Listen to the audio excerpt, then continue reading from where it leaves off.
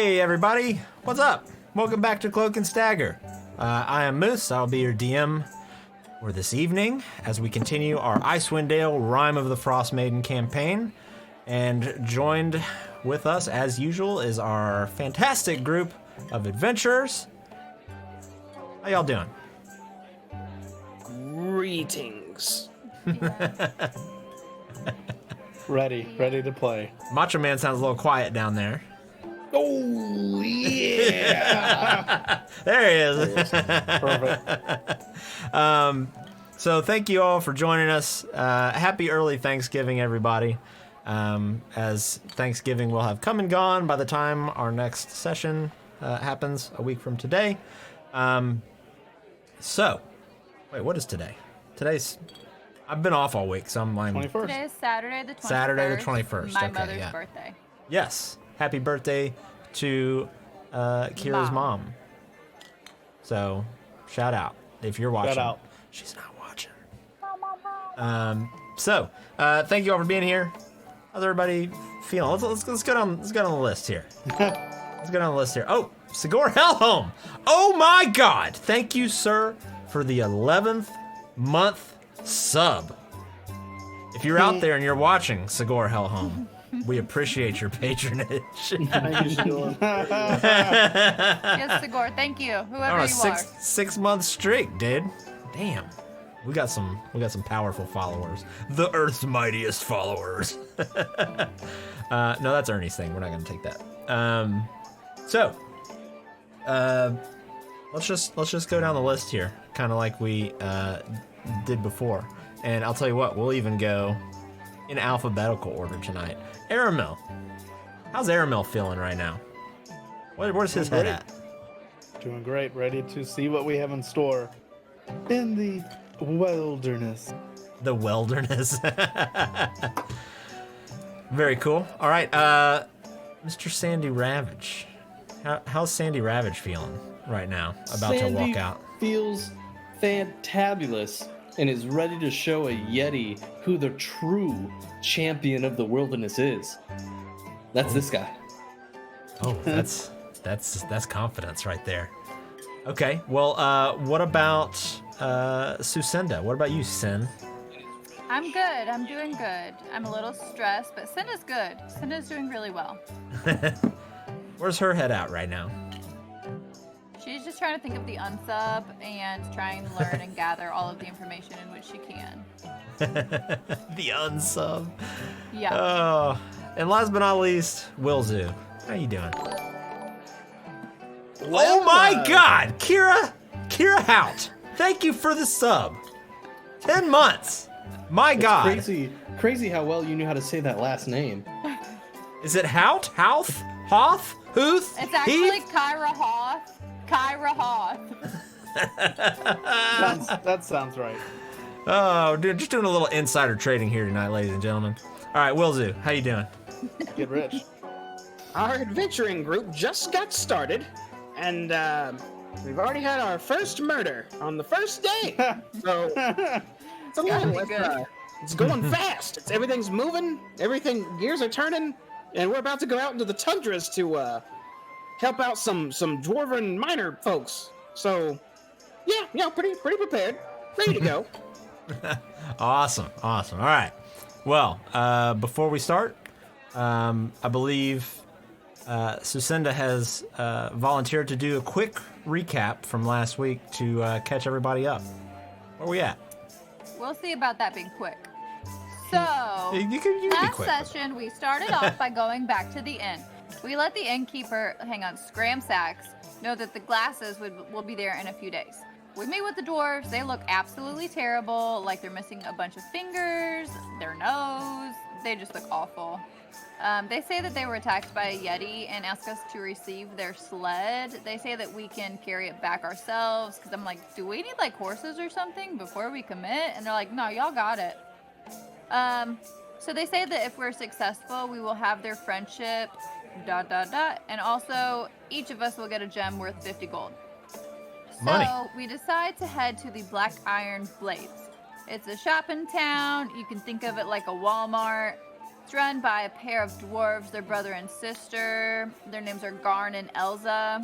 They sell weapons and adventuring gear.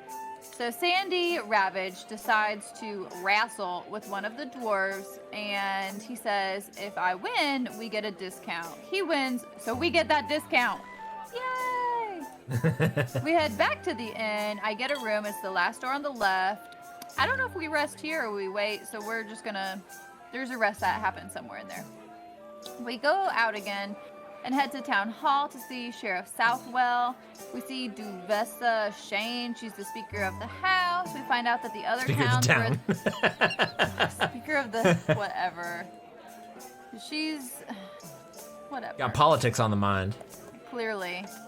We find out that the other towns where there were murders, they also did human sacrifices. The murderer is called the Cold-Hearted Killer.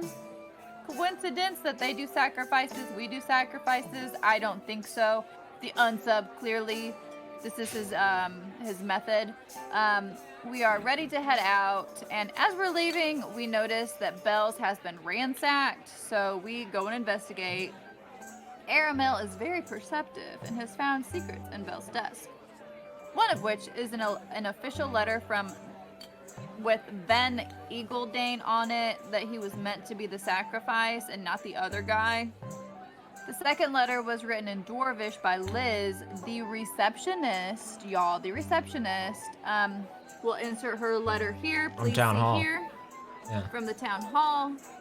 Yeah, she's not innocent, y'all. So we decided to go back to town hall to tell them about the unsub. And we're about to head out again. Okay. And cut. Very good. Thank you for the recap, Mrs. Sucinda. You get inspiration for the night. Thank you. If you don't use it, you lose it. So, yes, you went back and informed the speaker, as well as the sheriff, that their receptionist, who had now gone missing, because this was the next day, and you noticed that the Belron was missing as well, that they seem to be in cahoots somehow in terms of forging the sacrificial lottery. So, after that, yep, you guys began to head out of the city to the northeast toward Kelvin's Cairn, which is the big sort of Matterhorn-style mountain of Icewind Dale that looms over the 10 towns there. So, let's see here. Bring us back to here. So you all find yourselves at the edge of town, at the east gate of Bryn Shander. Currently it's about 7:30 in the morning. So that being said, it's still dawn. And at dawn it's still very, very dark. But enough to see fairly well. And looking out on the horizon, all you see is just miles and miles of just snowy tundra, rocks jutting up every now and again. What would you all like to do?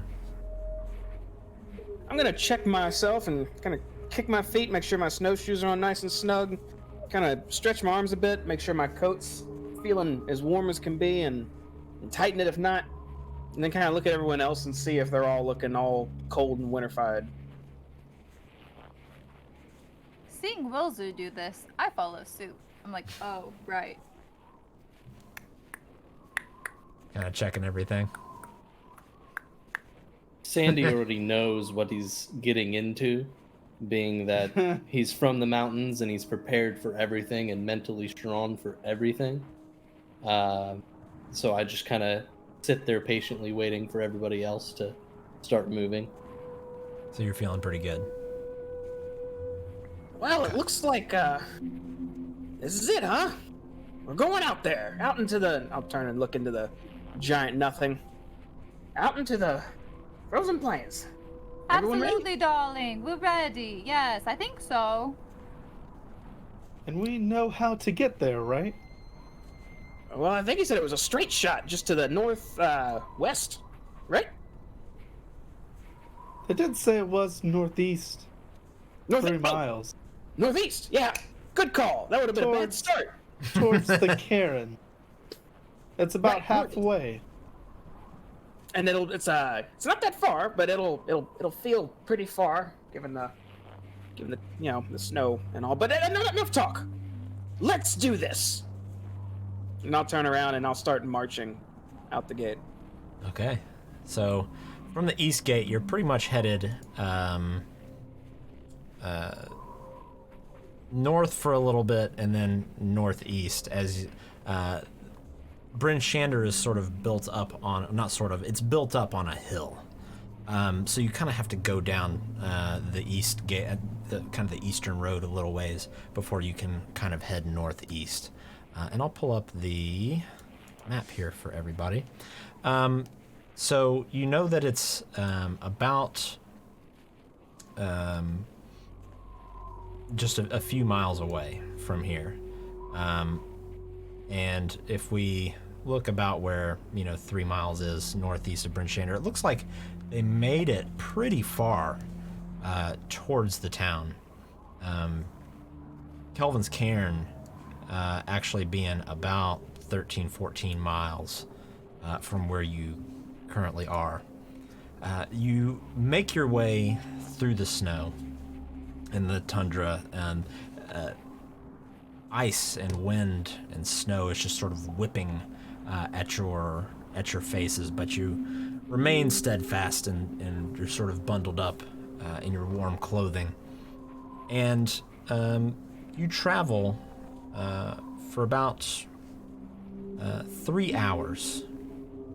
So you think that you're about, probably, well, I'll say actually probably about 4 hours you travel.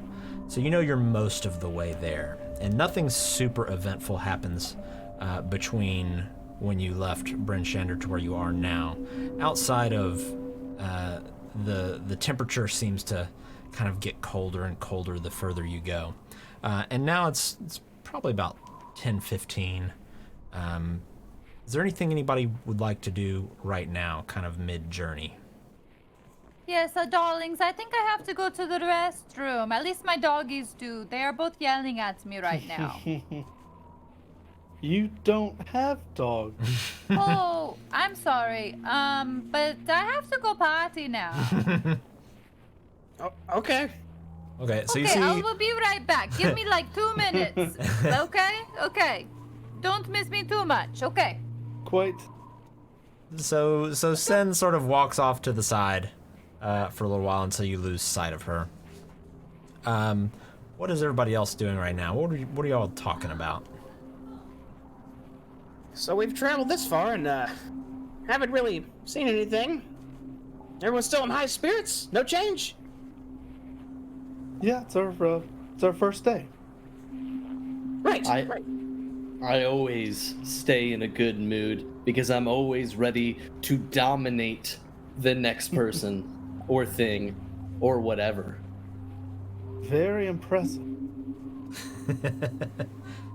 You hear the wind sort of whipping around as it kind of howls around these jutting kind of stones and things that are sticking up out of the snow.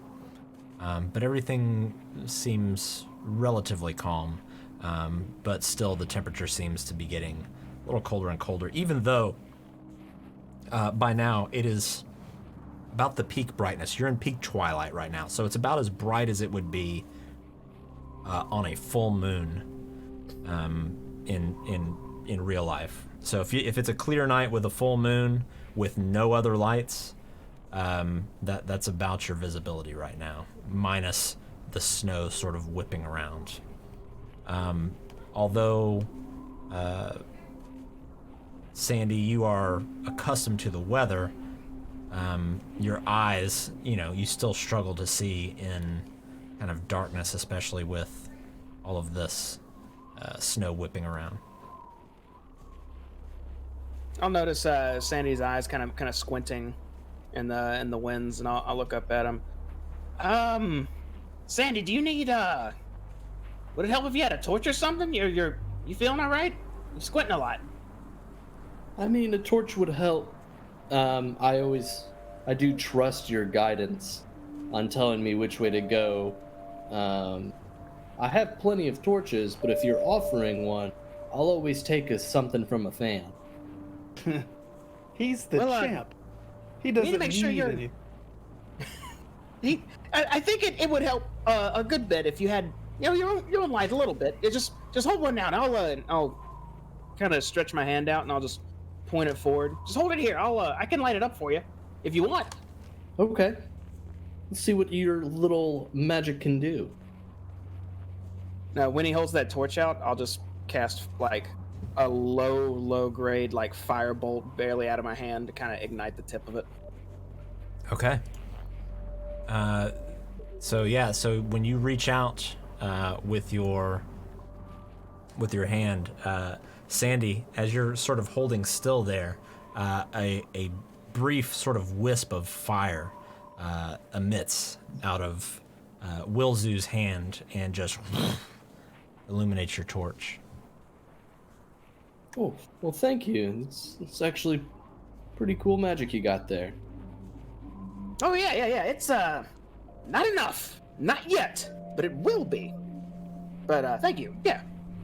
Also, we need you in tip-top shape to wrestle this Yeti down that we're gonna engage. So definitely need that light. Remember, we have the whale oil vials too. Just That's in right. case. That's if we're staying the night out here, which hopefully we don't do. But if we do, we can get a fire going and not freeze. Yes. Yes. Oh, hey, son. You Oh, feel hi. better? Yes, I feel much better. Thank you. Are we ready to proceed? You're ready to proceed. Okay. We're ready to proceed. And I'll turn and start proceeding. So, continuing on what you believe to be northeast, occasionally you catch a glimpse, just a very brief glimpse, of Kelvin's cairn off in the far, far distance. Just a shadow, but enough to where you're able to kind of keep your bearing towards that northeastern way. But you, at least you, Wilzu, and you, Airmill, would kind of think to yourselves, if the weather was really bad, it would be kind of hard to maintain your bearings. So we're continuing. Yes. Okay. So, marching on, you go for about another 15-20 minutes. Need everybody to make a perception check for me.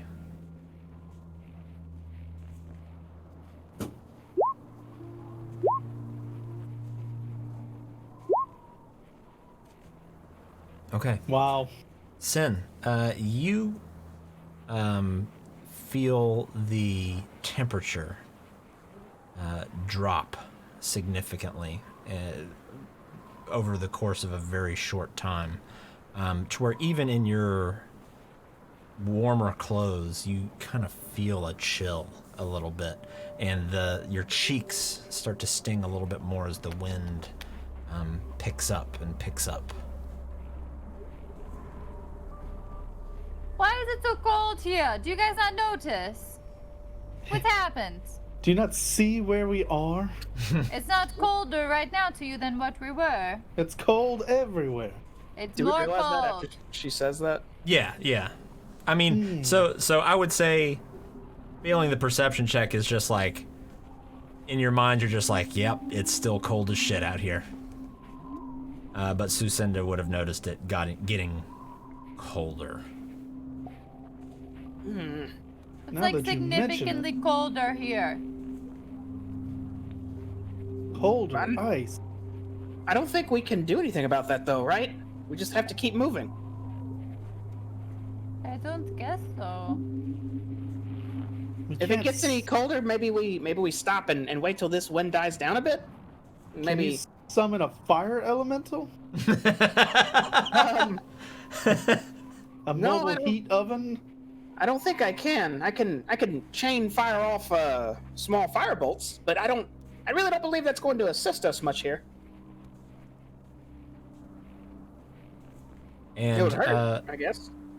after a few more minutes, probably another 5 minutes goes by, and you notice the wind picking up more and more, and the sky kind of gets a little darker, and you notice you're finding yourselves having a little bit more trouble seeing.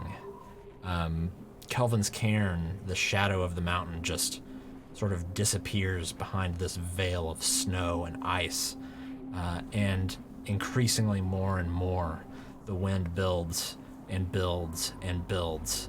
The snow starts falling more and more, heavier and heavier, until Sandy, your torch gets blown out by the wind completely, and it seems like it escalated very quickly, but very soon you notice yourself hearing thunder, and you find yourself in a full-fledged blizzard that's just dumping snow down, and wind is whipping around everywhere.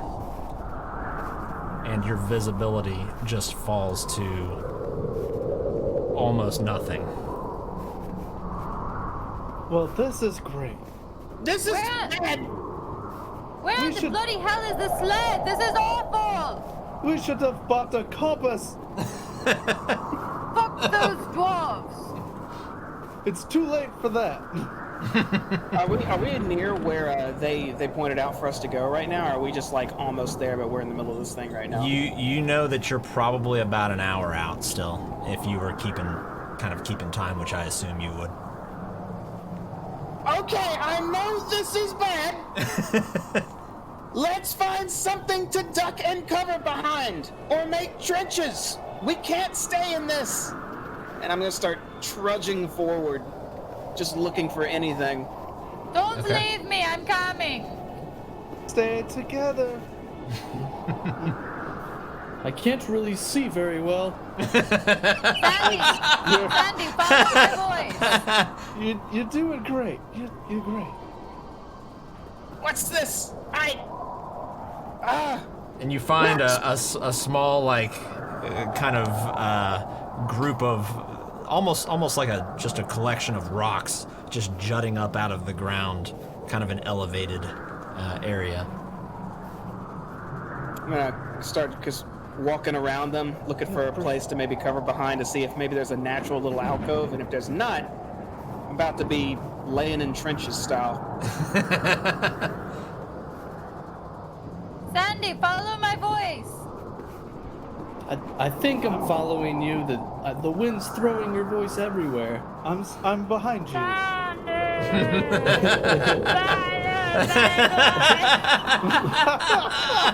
I think the Yeti got sin. We're fine. We're all fine. How are Once I you? realize I've made a full circle here. Which way is the wind coming Wilson, from? what are you doing? Is the wind coming from one direction hard? It's hard to tell. I'd say you could make a survival check to try and figure it out. This is going great. I put my hand out. Sandy, stay! Wooz is making circles. I think he's circling his prey. This must be it. So the wind is just whipping around so fast, and it seems to just be almost encircling you and this kind of raised outcropping here, that it's impossible to tell which way this wind is blowing from. It feels like you're in one of those tornado machines that they have at the mall. I don't like those things. Maybe we should keep going. We don't know where we're headed. You Right. from environments like this, right? What should we do? I'm not from here. I'm from the south. No, not you, Aramil, Sandy. Usually I just find a tree and sit close to it, and if I start getting blown away, which I don't because I'm a mountain of a man, I'll hold on to it. Okay, shit. Usually storms like this don't come out of nowhere. I'm gonna hasten What do you mean? to the southern side. Okay. All right. I Most guess of you we're back, lose sight Sandy. of Wilzu in the storm. Well, it's just us now. Vilzu, you tiny man, where did you go? Vilzu! I'll yell out as loud as I can. Behind the rocks! And I'm gonna start trying to dig a trench along this rock face. All right, Sandy, Sin, I need you to hold off for stop moving for just a sec. Okay, I was just exploring. Yeah, I'm gonna put you back where you were. And I need you to make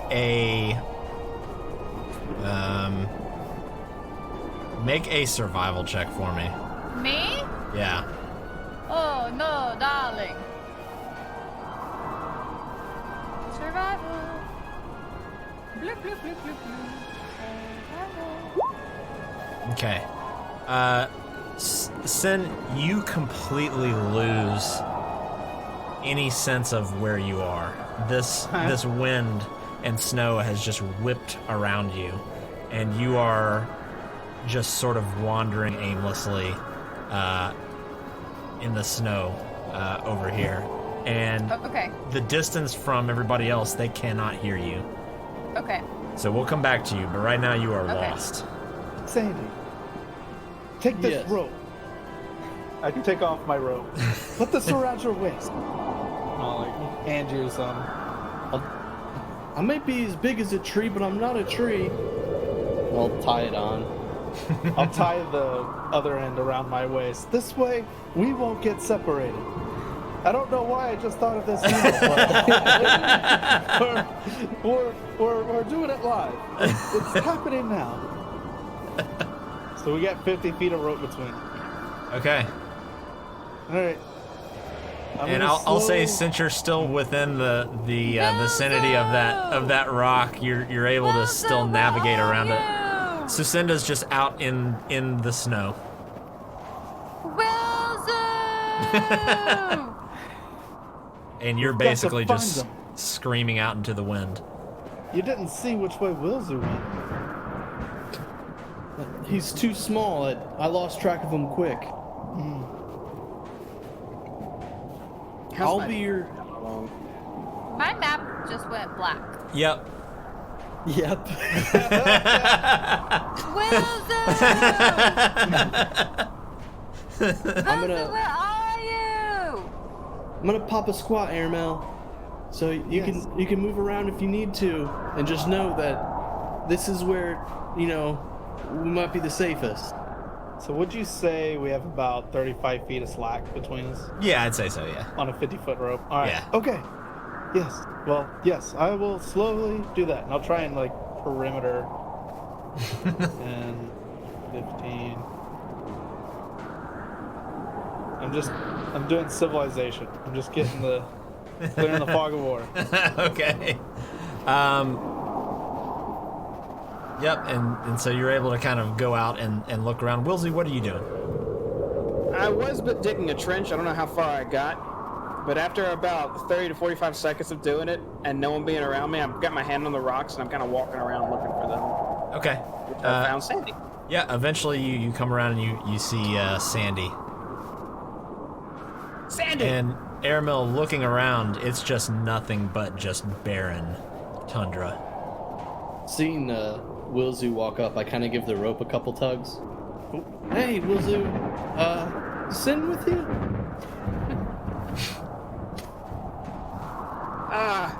No. What is she, where did she leave? We got separated. Yeah, we thought she went off with you, and Aramel, for no particular reason, thought of an idea about tying this rope to each other so we don't get lost. You have rope, right?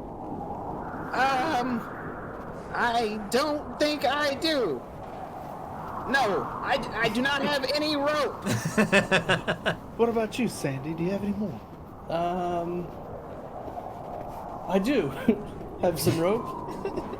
All right, Here. well, Tie this on you, and I'll tie it to me, and I'll just be a big old center point. there we go. We can go out pretty good range from here. Or at least we know. Wilson! We need to find Sin. Sin, couldn't have I gone need you to far. make a frost check for me. Oh boy. Oh no. What's a frost check again? How So do I do it should that? be in your actions. Okay. You click action and then click frost check and then just click the beyond 20 button. Okay. All right. Is that a fail? If it's a fail, I would like to use my inspiration. You may use your inspiration. Oh, it's even worse. Perfect. Oh, you Well, can add hold a on. Frost check, is that plus my 5? Don't I get a plus 5 to that? It should It's be in there. included in It's there. included in that. Yeah. You rolled a 5 plus Bummer. 5 and then a 2 plus 5. Wow. Yeah, if you Okay. actually, if you mouse over the number, like 10, it'll show you your roll. That's unfortunate. Sure. Sucinda, you gain 1 level of exhaustion Oh. Oh no. as you're just kind of trying to find your way through this, this just absolute blizzard. Where do I put exhaustion again? It should be on your page. Oh, exhaustion. 1. Yep, conditions, yep. That's a real bummer. Okay. We have to see if we can find her. She didn't just wander off. And with the rope on me, I'm gonna just start walking out a bit. Yep, I'm Okay. gonna go this way. We're counting on you. Alright, you can clear that off, Jimmy. I'll sit right here. Are each one of these squares 5 feet? Yes. Okay. I meant to make them like 10 feet, but it's fine. So, let's see. Sandy, are you just staying put? Yeah, I was trying to keep a center point of the. Okay. rocks. Aramil, actually, all 3 of you, roll a survival check for me. Whoa. All right, very good. So, Wilzu, you hear just in the distance, you hear.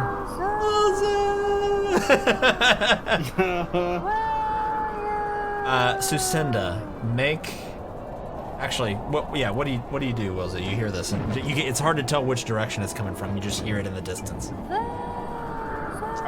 I'll start taking some steps and just seeing if it gets any louder. Direction I go. You can kind of just depending on It that. gets a change little. It directions. gets a little softer. I'll turn around and head the other way. Sucinda, make a one more survival check, this time with advantage. Okay. Obi's helping me. Let's see if it pays out. Okay, Obi. Okay.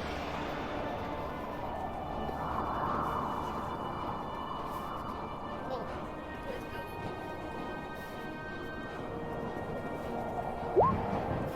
Okay. So, Wilzu, as you're walking around, you feel the rope almost give a little bit more resistance, just seemingly kind of out of nowhere. Sucinda, you actually feel a rope just kind of come across your thighs and actually almost trips you, but you actually manage to grab onto the rope right in front of you. But you still don't see neither one of you see each other. I hold on to it for dear life. When I feel my rope having resistance, I would assume that's someone tugging on it. So I would assume Sandy's tugging on it, and I'll start like just pulling myself in Okay. with it.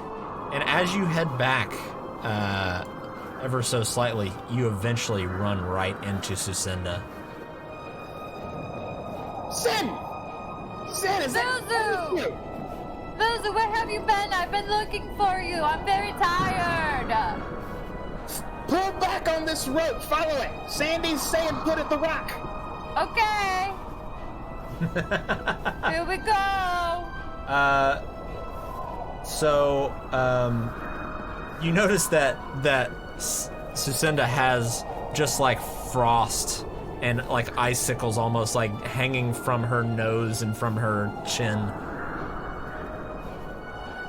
I think I can actually do something about that. Oh, you're back. It's very cold. Yes. Boozer, where have you been? I've been searching for you. Don't run off again. I got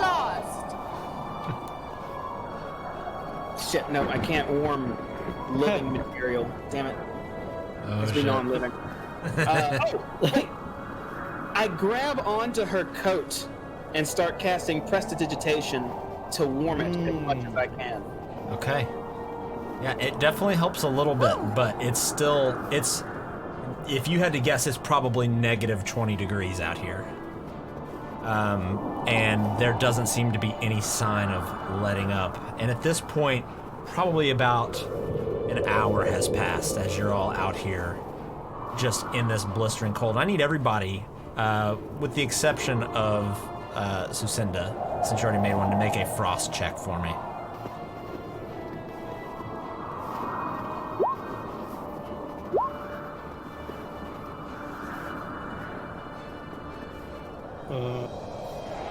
Should be under actions.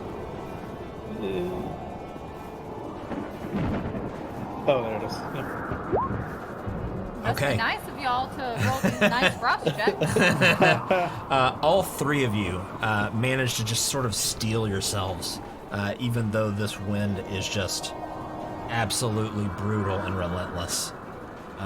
Yet, still, close together you are. What'd everybody like to do? I was making a trench to my left. We should get the tents out and block this wind. Hold down till this damn blizzard stops. Is it too windy for wind or tents? Not if someone's holding them up. And I point over to Sandy. I guess I could. I just have a bad feeling about watching them just fly away. If we have to hold them down on our own, we will, damn it! Come on! I'm gonna get back over to where I was making my trench. Okay. And I'm trying to get a little bit under the snow because I know if we like get down low, the winds will go over us a bit. Sure. So that was my goal. And I'll relay that to the team as well. Dig a little bit, get the damn tent out, and just hold it over us. I can only dig. I have a crowbar. Use your hands, goddammit! Maybe we should have both a shovel. Does anybody have a shovel? We're learning very quick. If you don't start digging! I got my hands just shoveling that Just shit shoveling. out of the way. Everybody else is just looking at you right now. I know they are. Let I'll me give him a Google what a hand. mace looks like. Can a mace be a shovel? Sort of. You see, briefly you turn around and you see Sin looking through her bag, trying to find anything that could be a shovel. Same. I'm trying to help. I grab my shield and I start scooping snow and tossing. Scooping snow, tossing. There we Okay. go. That's a great idea. Sandy, That's what are you I've doing? decided is my I'm best bet. I'm down on my hands and knees helping. Okay, Will so do. everybody's digging with hands or shield now. Yeah. Okay. All right. So you're able to dig down a decent amount of the way, to where you feel pretty comfortable that you could probably get a tent up in this area. But it seems like it would be one of those situations where you would have to do it quickly because this snow is piling up very quickly, even after you've dug it out. All right, so I don't have the tents on me. Sandy, get the tent out, and shit. Does anyone have any pittance? Did they not come with the tent? Normally it's a package deal. Yeah, it would have come with like the spikes to go down into the ground, but you know, they're not very big. They're pretty basic, but they do come with it. I can hammer them in with this crowbar. That's a good idea. Do that.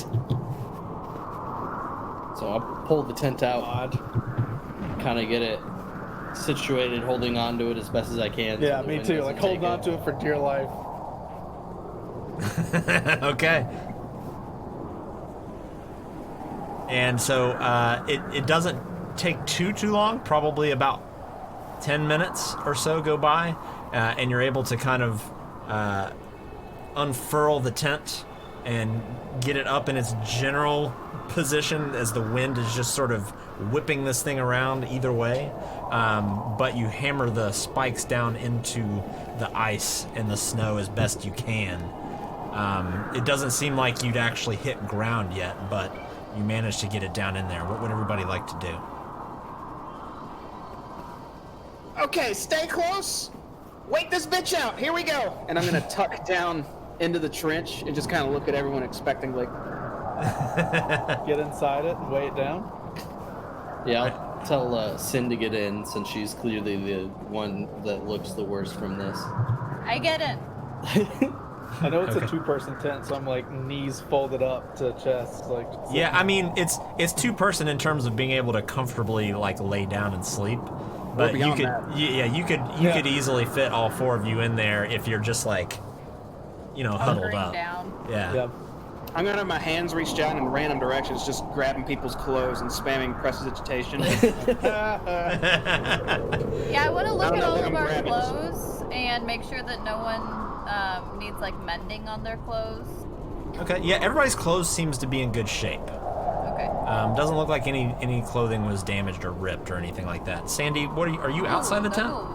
I'll be like everyone inside. I'll be like almost the door where my back's kind of to the Okay. air, but my front half is in the tent. Okay. Yeah. I Figuring mean, that I'm big enough to where I probably can't fit with the 3 of them. 100%. it'd be tight, but yeah, you can fit mostly in there. But yeah, since you're not able to really completely close the tent, your back is still kind of out there to the elements. And another hour goes by, and this storm is still just whipping. And Wilzu, you notice the top of the tent is starting to kind of bulge in a little bit from the snow on top of it.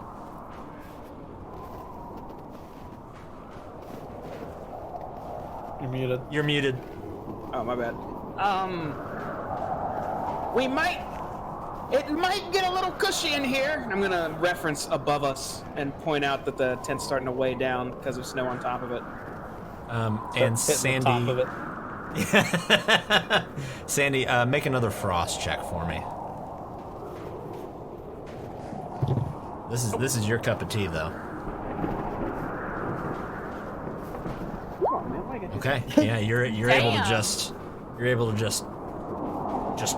just kind of grit your teeth through the cold, and are still doing okay. After Wilzu makes the reference, I'll kind of get up and try to get some of the snow off of the tent. Okay. You're able to get out and kind of brush the snow off. When he walks out, you all feel just this rush of cold air and snow just sort of whip inside the tent for just a brief moment until he's kind of covering it up again. And the snow, he's able to knock the snow off the top of the tent again, and he's able to get back in. And another 3 hours pass, and this blizzard seems like it's finally starting to die down. Sandy, I need you to make one more frost check for me. All right, and you're able to. I mean, you're used to being. You were born in this cold weather, so you are not. You're not. This isn't anything new to you, so you're able to just will your way through this, and Do I lose my level of exhaustion? No, not until you take a long rest. Would that not have been considered a long rest? You would not have been able to rest in that situation, no. Oh, okay. You know, a girl's got to check. Hey, that's fair. And eventually the wind dies down quite substantially. The snow's still falling from the sky, but not nearly to the amount that it was. Those other tents are looking more and more valuable.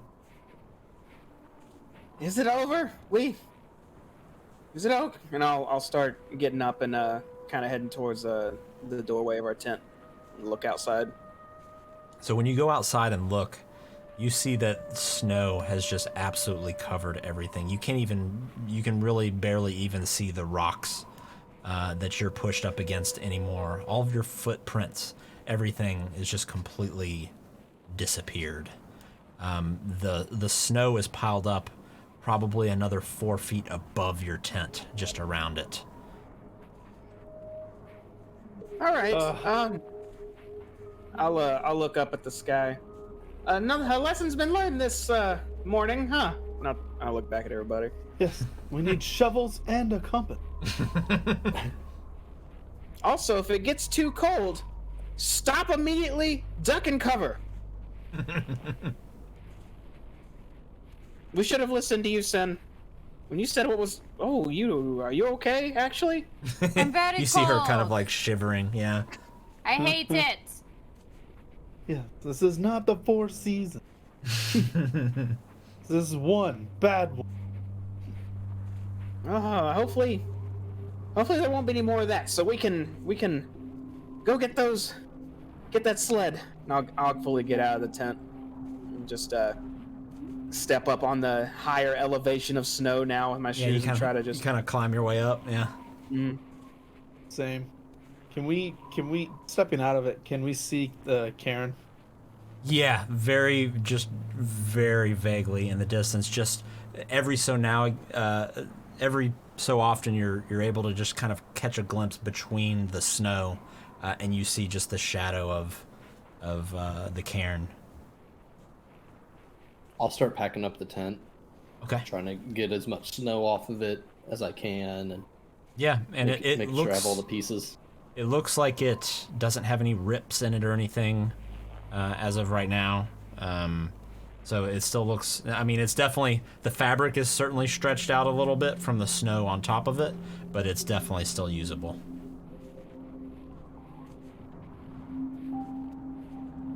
Maybe we can trade these iron to those dwarfs for a better tent instead of giving it to the sheriff. for the ingots. Wait, what? Huh? The ingots we're just giving for the dwarves, right? No, that's Yeah. not how. We're just getting the ingots for the dwarves. But That's what I thought. no, That's how I'm I talking thought. about the shopkeep dwarf. Oh, We tell the other hammer? dwarf, yeah, we told the other dwarves we couldn't find it, and we take it straight to the shopkeep. See if we can get a better Oh. tent out of it. Sandy. I'm gonna walk up and pat his calf. We're not those type of adventurers. We're noble and of good heart. We said we'd help them, so we have to help them. I send Sin a message. Do you think we'd get more money out of it if we did it that way? I just kind of glance our way. I guess it depends, darling, on what is on the sled. But the gems could surely. How much were those other tents? They were a couple hundred gold, if I remember. I got 100 gold. You don't have to yell. Did you yell that out loud, or did you yell that telepathically? Telepathically. Okay. How much were they? They were like what, 200 gold or something? It was 50 gold apiece, Oh, that's not bad. but for 4 of them, so it'd have been 200 gold total. And they're only one person tent, the fancy ones. Oh, wait, you're asking about the tents. Yeah, the tents. Not My the gem. apologies. One moment, I can tell you right now. So there was an insulated tent that went for 50 gold. that was a 2-person tent, and then there was an insulated shelter for 200 gold. Oh, we can buy the insulated shelter. And that fits up to 5 medium creatures. Oh, perfect. Okay. Why are you guys just staring at each other? Would we know how much? Do an Iron Arcana check, ingots. Wilzu. Would we know Give me how an much Arcana. iron ingots sell for? Yeah, Wilzu, you got no idea. They're just kind of all standing there looking at each other. That was intense, but So yeah, you would know that they, if it was coming from, like, if you were just selling iron ingots to someone, you would probably get. Actually, I can tell you. Give me one moment. Are we a good party or evil? Each ingot's probably worth about 5 silver. Okay. I guess it depends on how many ingots there are, but probably doing the good thing is the best. Just weighing all of our options. I say to Wilzu because he taps me on the leg, tells us we're good. Just I gotcha. spitting ideas out there, you know? You don't want to put all your eggs in one basket. I guess that's true. I definitely want to get my eggs out of this cold, though. So let's just go ahead and get to the sled and do our damn thing. I hold out a torch to Wilzu again. Oh yeah. Hey, you wanna help me out again? No, I'll cast a weak firebolt on it. All right. You do it.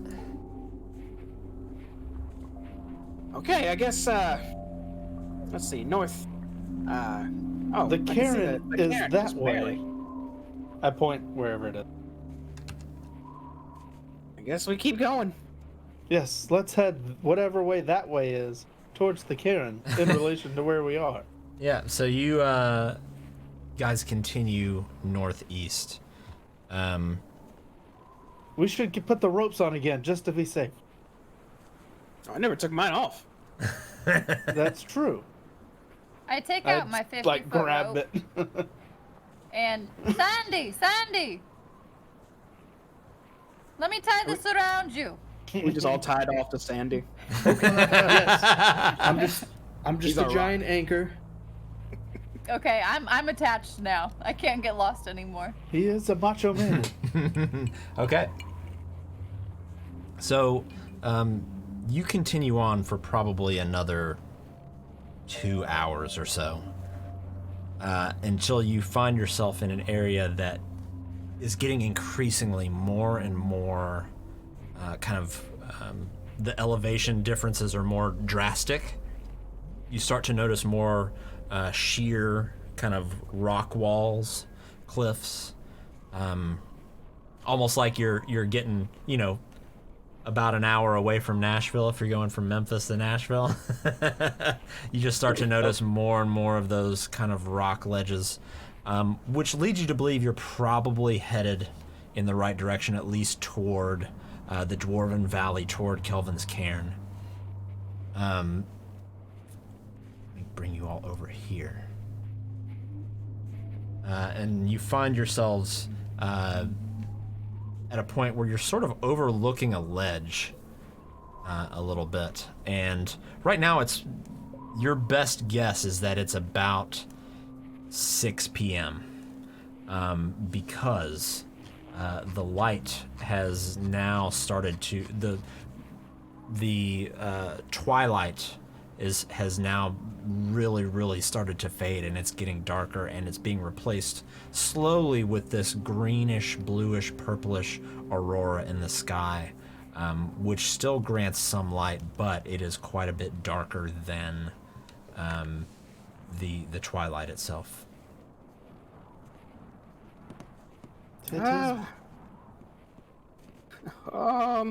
This isn't good.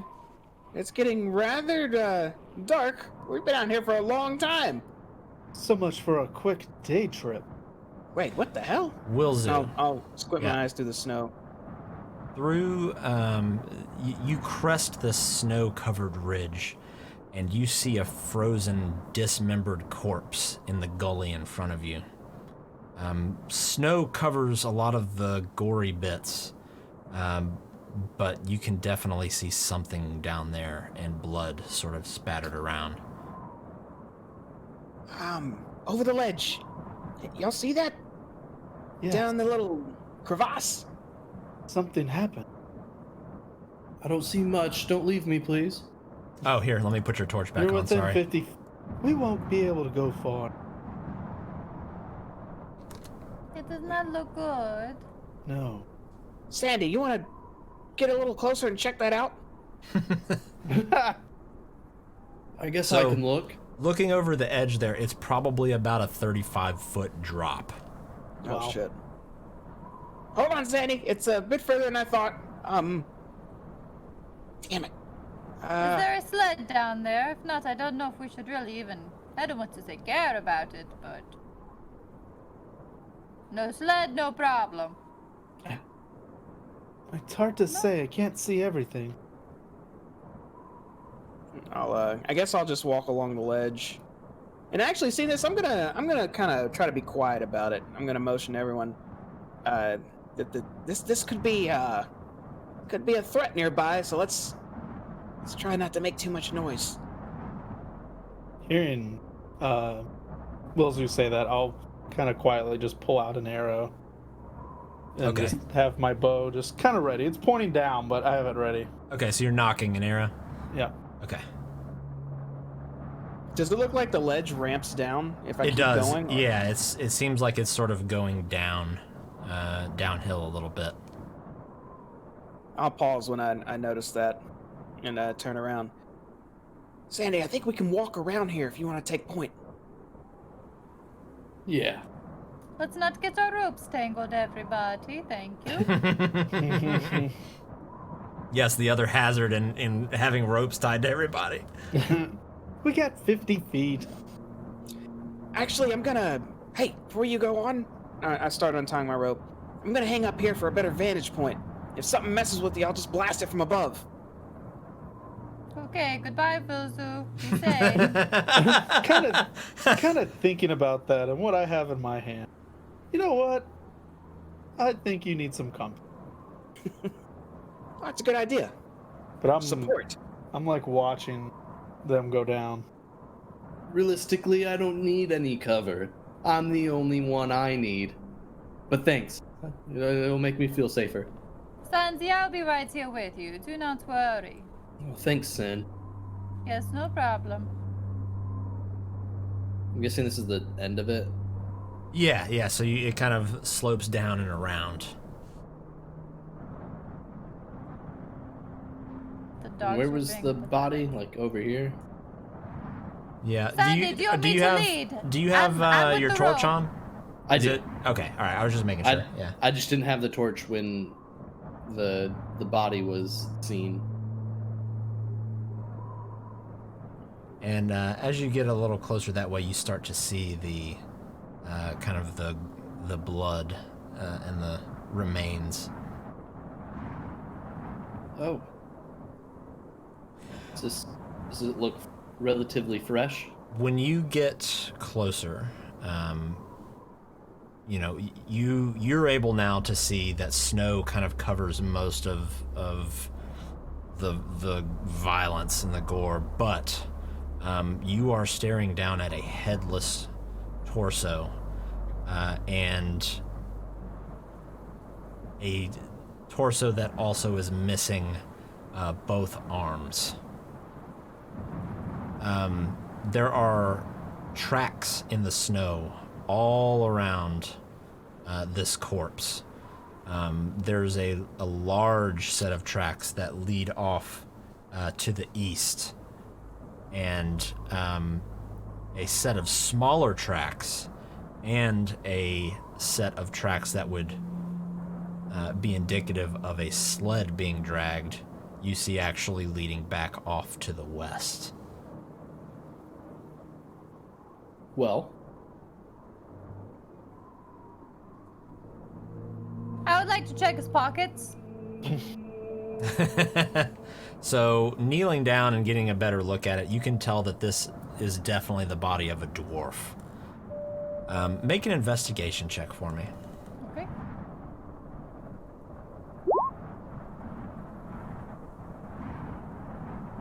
Okay. So it's hard to be specific, but there was definitely this is definitely the work of some sort of large beast that did this. This was not none of these cuts or these the arms look like they were ripped off, not cut off. And the same thing with the neckline. The head is just gone.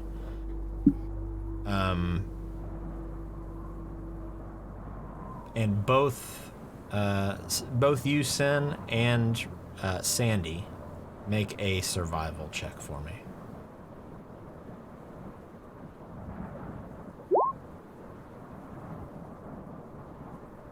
Okay. Sandy, you're kind of having a hard time figuring out what's going on with these footprints. But Sin, you're able to determine that these are pretty fresh. And it looks like they were made in probably the past hour. And it looks like maybe there's about a half dozen small humanoids wearing snowshoes.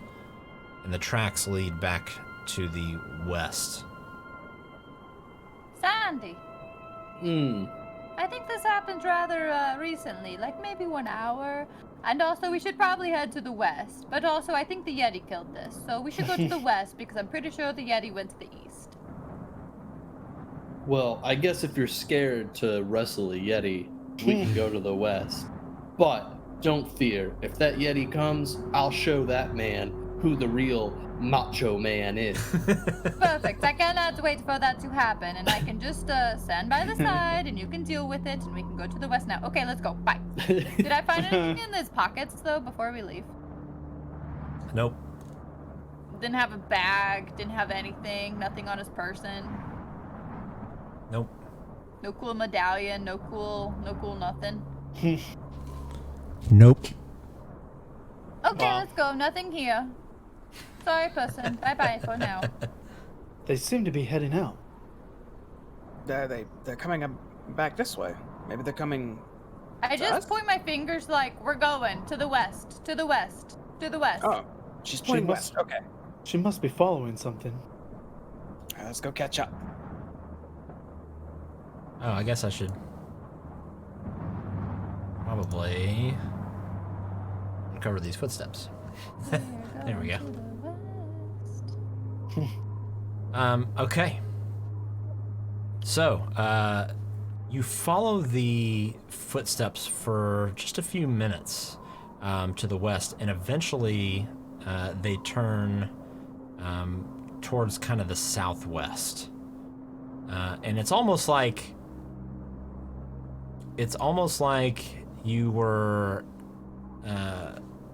It's almost like they're going in the same direction that you came, but just probably a few miles, north of you in terms of the route that you took to get here.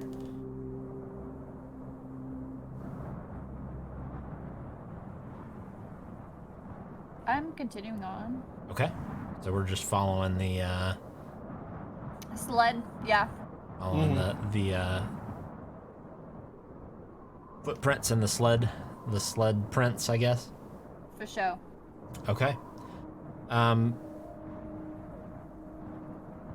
So you probably follow these tracks for about 30 minutes, maybe 45, until in the distance you kind of see something first, and then you hear it. What you notice in front of you is that the creatures you've been following appear to be goblins based on their stature. A couple of them carry torches, so you can see that there's 6 of them that sort of groan and grunt and curse loudly as they haul this bulky sled across the snow.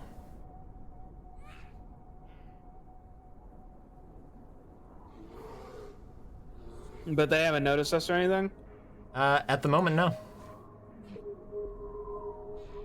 And it Okay, looks I like, think- so just as a heads up, these squares are 10 feet apiece. Okay. So they are, the sled is about 100 feet in front of you. Is the wind blowing enough and it's noisy enough out here with their cursing that us walking through snow wouldn't draw any attention? You could probably make that assumption. Okay. Sandy, I think I know you see what's ahead.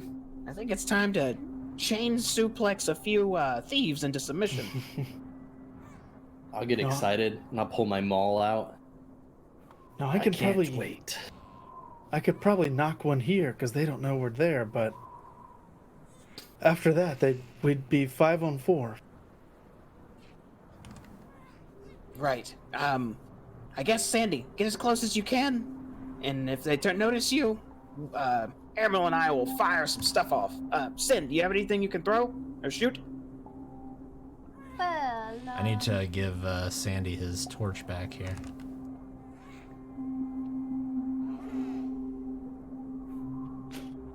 I mean, I do have this crossbow on my back. Also, I can do some magic. That'll work. Just ready whatever you're gonna do. Sandy's gonna go in, and then we're gonna let him have it. There we go. You should be able to see I'll now, have Sandy. an arrow notched. I do.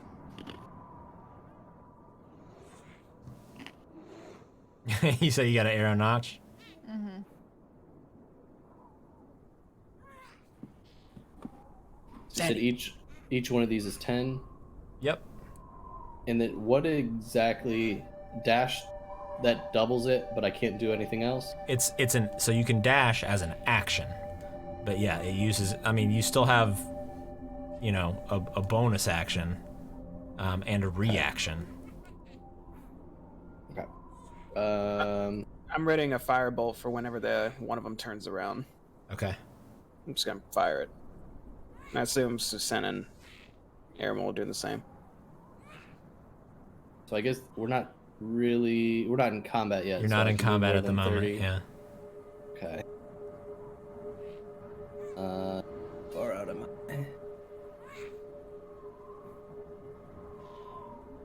Trying to slowly kind of sneak up, stay out of the way so I don't catch an arrow in the back of the head.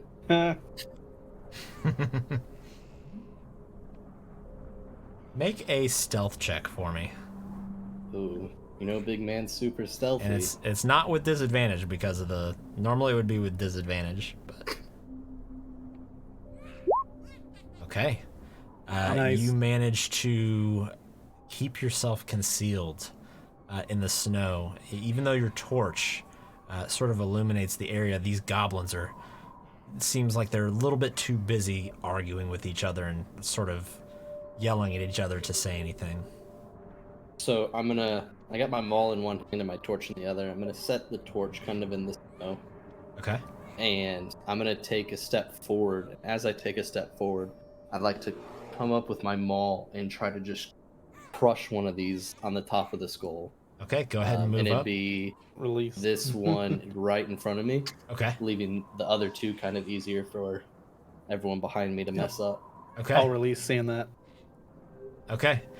So we're going to go ahead and roll initiative here. Yes. But you all are going to have a surprise round. So everybody, let's do it. Let's roll initiative. Yes. This is our first. No, it's not our first initiative. Last week was our first initiative. Wow. You're welcome. With a Man. Wrestling. Did my roll pop over? If not, I can do the thing where I do that, I think.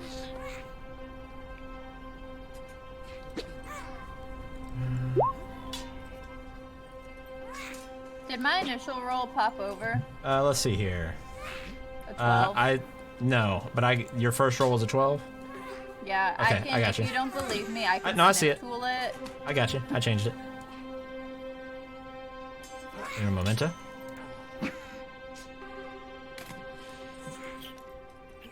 Okay.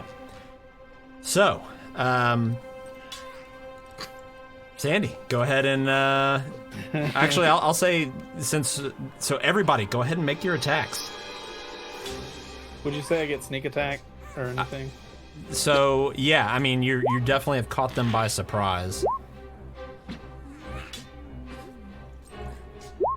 Oh, I clicked the Damn. wrong thing, I guess. Let's see. Yeah, you definitely hit. Now you should be able to actually click Firebolt there and roll the damage if it didn't, because it didn't roll the damage. Okay, 7 There it damage. is. All right. So Sandy, Do I need to roll mine as well? if you're making an attack, yeah. Yeah.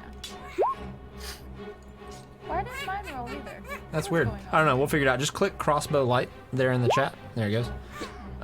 We'll figure it out later on the break, I guess, or maybe between this time and that. I understand what's going on. I get it now. Okay. All right. So Sandy, you come up and take a swing at this first goblin here. 1 second. But he actually sneezes. Like just as you come to swing across and your swing goes wild, and all of them sort of turn and look at you with wide eyes. What the hell? And then shortly after, Wilzu, your fireball streaks through the sky and does make contact for 7 damage against which one? Just the closest one I can see would be that guy. Okay. And this one actually, when the firebolt hits him, it hits him directly in the head, and he falls straight down on the ground, dead. Man, Roll20's being nice and slow tonight. Love it. Sin, which one were you shooting at? I was shooting it. Let me try and ping. Also, I think our music is a little too loud here.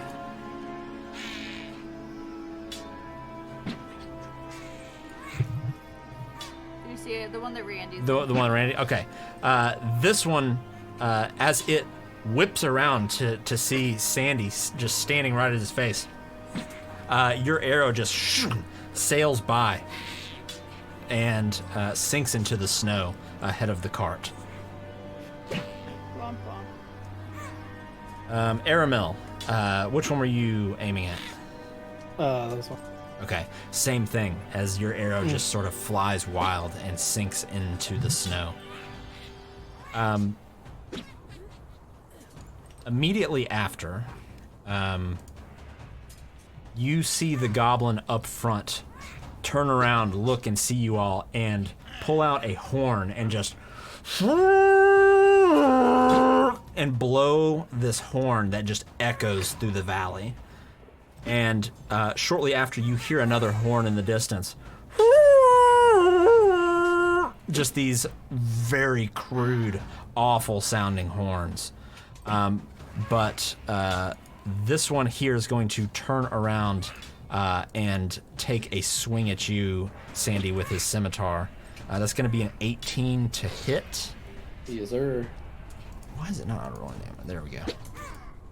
It's being difficult. Oh, All right, so this is going to be for the damage, even though it's going to roll to hit again. So for 5 slashing damage. This stuff's not showing up in chat either.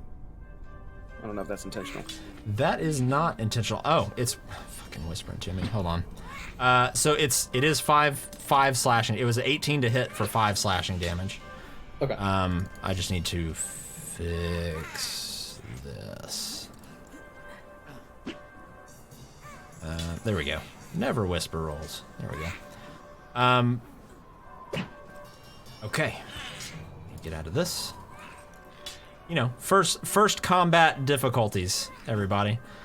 So that's gonna bring us to this one, who, in conjunction with the 3 in the front, they are going to actually continue pulling the sled forward. As this one's going to move with it here. So that is both of their turns. Sucinda. You actually roll the highest on the initiative.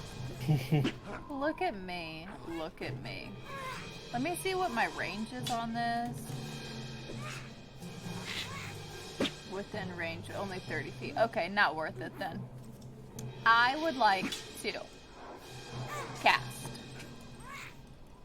None of these really look great. Let's go with Guiding Bolt on... Sorry, my windows are definitely confusing me right now. They're all the way up there?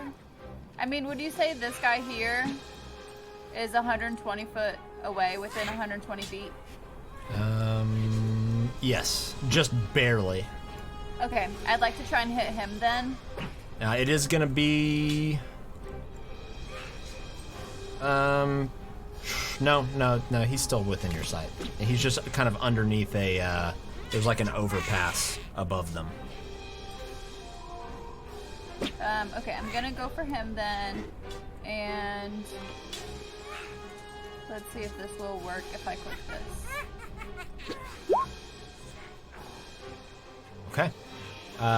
That bolt is going to lob through the air, sort of streaking with light. And as it's coming down, about to make contact with its target, it just crashes into that overhang above, that overpass above it. Fuck me. Okay. With my motion then, or movement, I want to 5, 10, 15, 20. Let me make sure if I can go 30. Hey! Well, each square is 10 feet right now. Oh. Yeah, each square is 10, yeah. Well, just kidding. Let me go backwards. Bloop. Okay. That's all I would like to do then. Okay.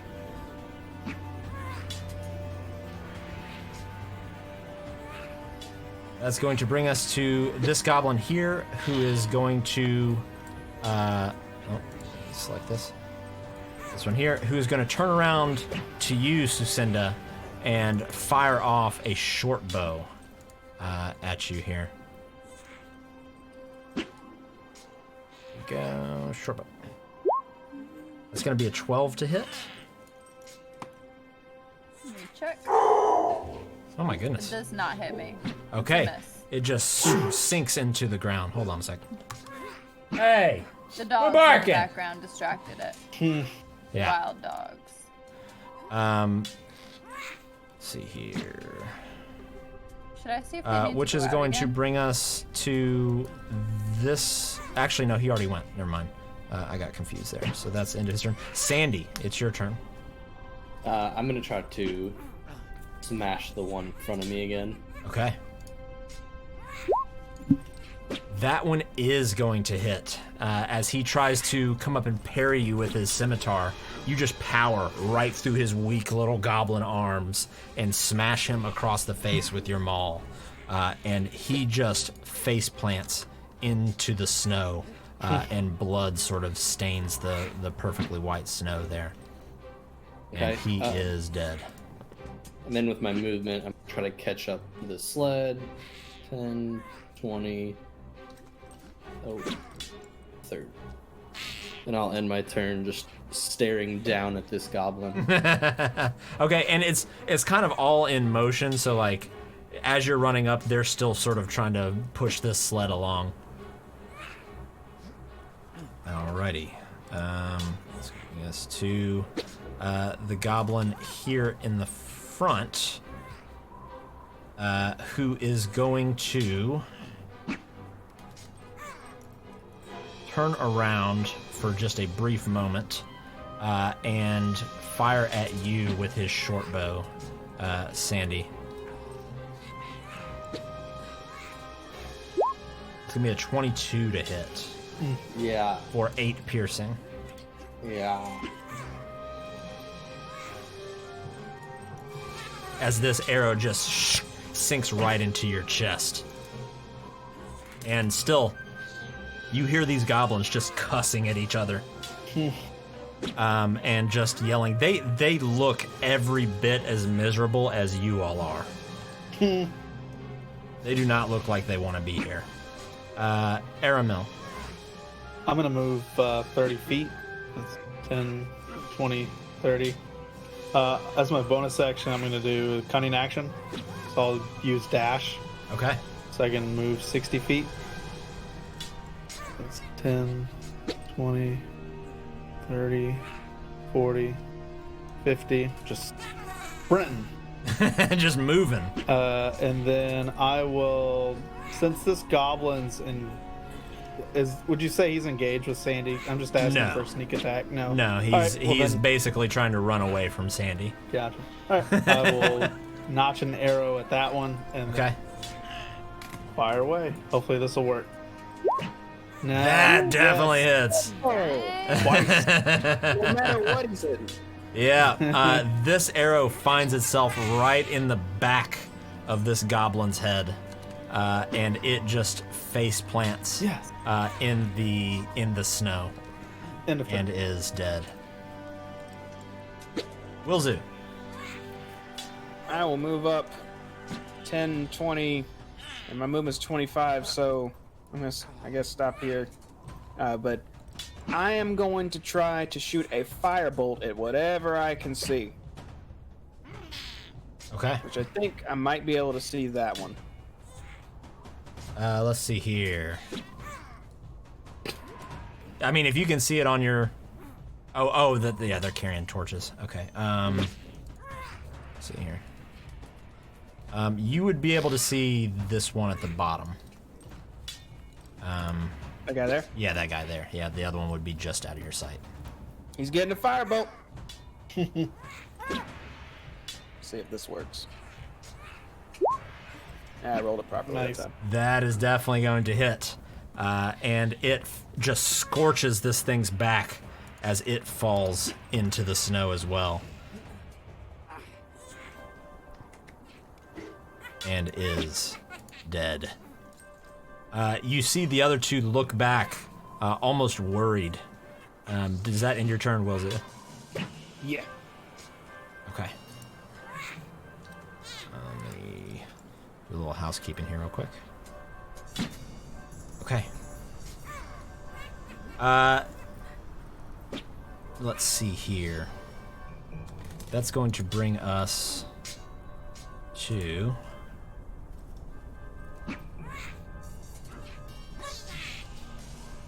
where is he? There he is. These two here are going to just turn around and grab the sled, and they are going to nimble escape dash.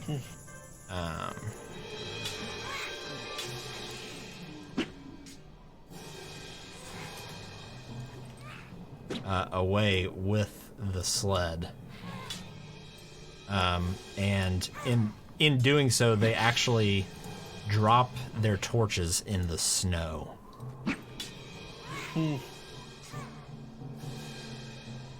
Let's see here. Make sure I do this right. There we go. And you sort of lose sight of them. Sucinda. Well, I guess I'm just going to try and dash. 5, 10, 20, 30.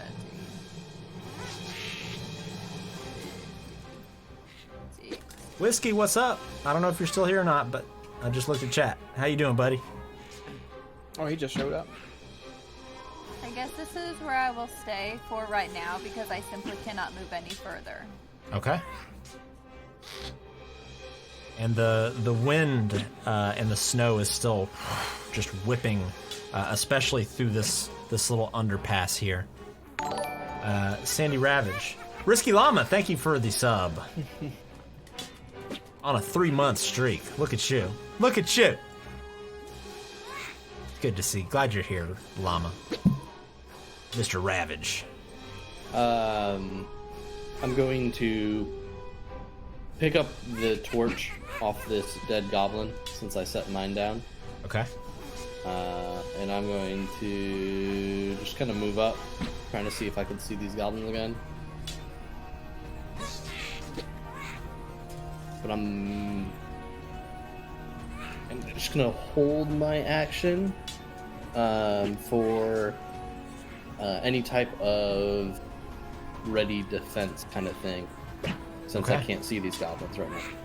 Okay. So, specifically, are you just... Looking for maybe an arrow coming my way of some sort, knowing that Okay. these goblins already tried to shoot at me once. Like, hopefully I can be aware enough to dodge it or something. Okay, gotcha. Let's see. As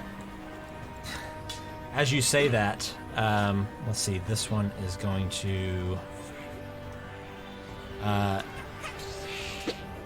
Another arrow is going to come flying your way. But you can't really tell where it's coming from because of the wind whipping around. You still see just. Oh yeah, you don't have your torch on you, do you? I picked up the picked it up. goblins on my way, Okay. Let me give you. knowing that I dropped mine. I think. I have a torch, like vision-wise, if that's what Okay. you Okay. So yeah, so you're. I'll say this. I'll say you could. Let me do this then. I'll say since you come out and look into a clearing, you can actually see a bit more. One sec while roll 20 is slow as heck. There we go. So you're able to see just a bit further, and you can see the fresh tracks in the snow in front of you. And you shortly after hear as an arrow comes sailing through the air toward you. That is going to deal 9 damage as it just sinks right into your shoulder. I pass out. And you just face plant right in the snow there. Which is going to bring us to this goblin, who is going to slide a little further. Aramil. I'm gonna do the same thing I did. Move Okay. 10, 20, 30. Whoops. Yeah, it was right here. And then I'll dash for 60 as cunning action, bonus action. Okay. I'll run by Sandy and say, Sandy's right here on the ground. That's all. 40, 50. I think that's as far as I can go. I'll end my turn. All right. Wilzu.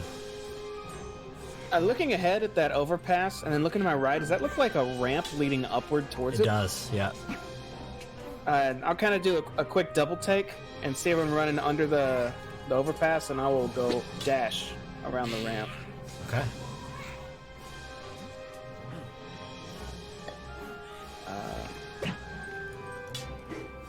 That's about as far as I can go. Okay. And I think that's, yeah, I got nothing else.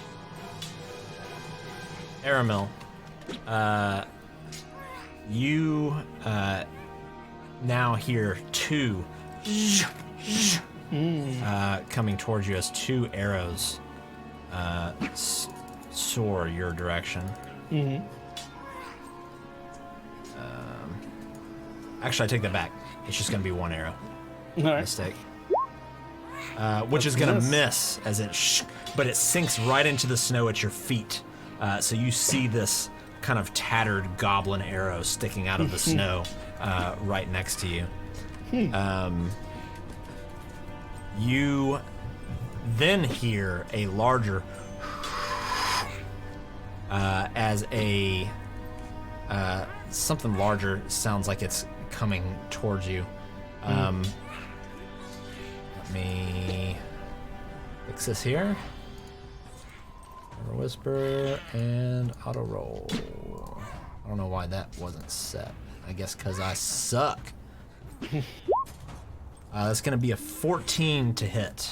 That'll hit. Okay, as you are That's the just number. grazed by a javelin that comes hurtling through the air for 4 piercing, and shortly after you see a torch actually light up in the distance. Let me light it up here. I don't know why Roll20 is so slow on Firefox, but it is.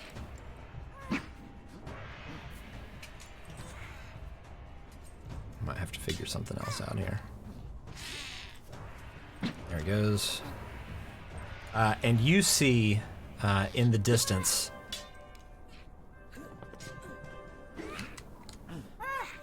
Oh shit. you see what looks to be a 20-foot tall wagon parked in the snow with a few goblins standing on it, one of which looks like it's missing an ear, but also has a hawk resting on its shoulder and seems to be kind of dressed a little bit more elaborately than the other goblins. And harnessed to this wagon are 2 roaring polar bears who do not look happy.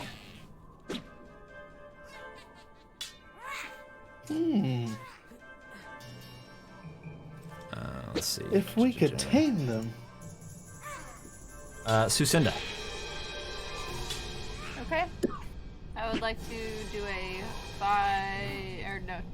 excuse me. That would have been, what's going on here? 10, 20. And I reach down and I cast Cure Wounds.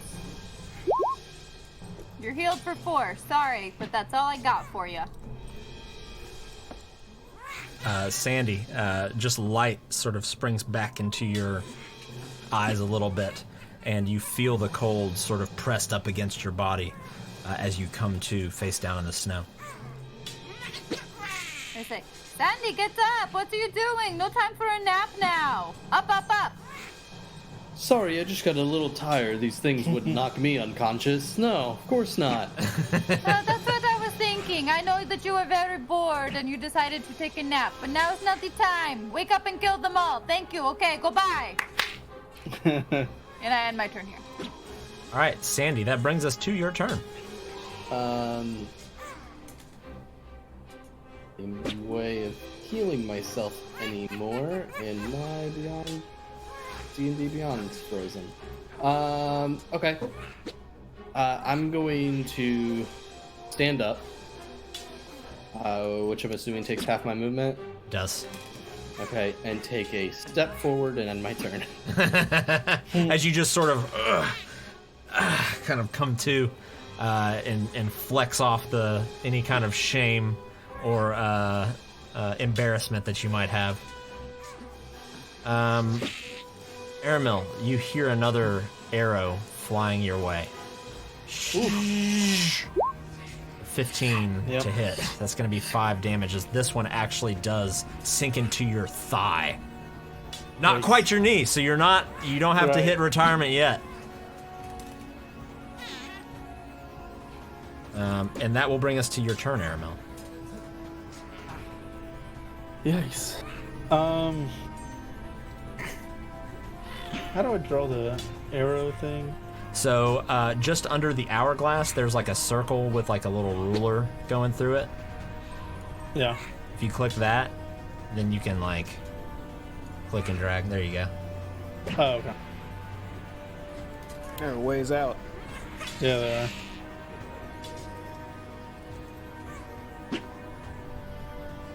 Alright.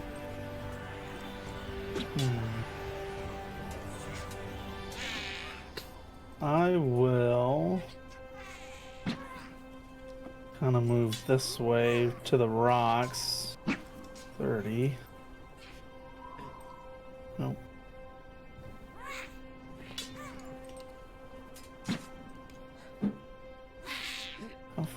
man, 140. I'll like hide up against these rocks right here. Okay. Try and take some cover, and then I'm gonna try and shoot.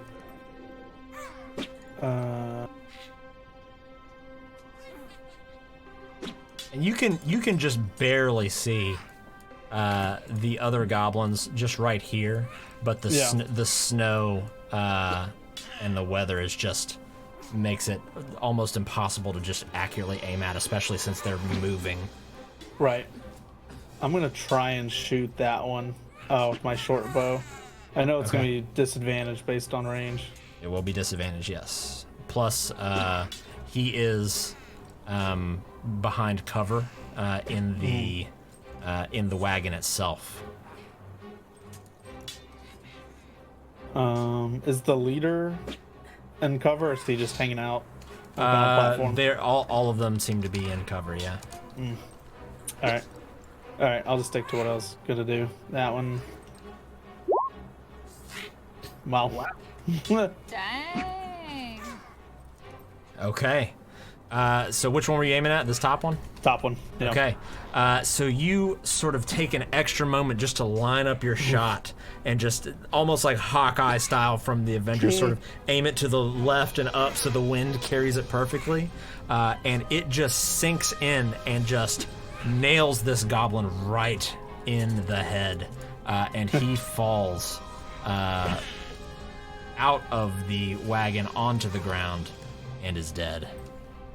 As my cunning action bonus action, I'm gonna try and like hide. Right Okay. here. Make a stealth check. Or let's see. We've been playing a lot of Barf.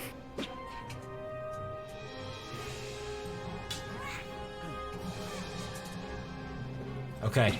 You hide as best you think you can. Right. Done. I'm trying to update this goblin's health. Oh, I'm gonna have to figure something else out with. There he goes. Finally. Good lord. Okay. And that ends your turn? end of turn. All right, Wilzu. I creep a little closer. Are they below me, or can I see them from where I'm at? On my line of sight, I could see. You the would be able to cart. see. You could see the cart and the goblins and the bears from where you are, because they have torches lit. Okay. You would be able to see Sandy, but he's kind of underneath that overpass. Right. So let me ask this: my firebolt has a range of 120 feet. Does that mean it fizzles out after that distance, or is it just like almost it's disadvantage after that distance? Say again. So if it's got a maximum distance on it, it's disadvantage after that distance. Okay. In that case, I will. I'm gonna fire a firebolt, but I'm aiming at the wooden cart. Okay. No, I'm trying to see if I can get some embers rolling on it. Okay. Roll with disadvantage. Okay. Your bolt goes sailing through the air and falls just a little short of the cart itself, and just sort of melts an area of snow in front of the polar bears, and you see one of the bears sort of rear up. Just,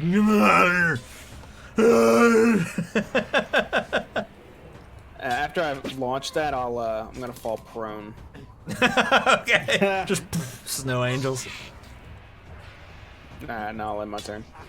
Okay. At this point, you see this I guess head goblin sort of with its torch just wave it in the sky like this, and you hear it blow, or you see and hear it blow a horn again, just a that echoes out, and in doing so, you see the goblin in the cart actually throw his bow out the side of the cart and just put his hands up. And the lead goblin just seems to be standing there.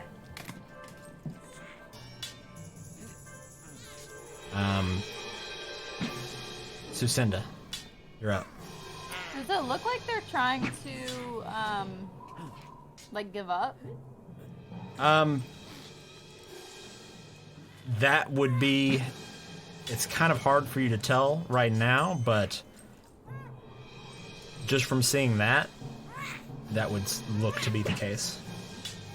I would like to try and go as far as I can up. So there's 10, 20, 30, 40, 50, 60.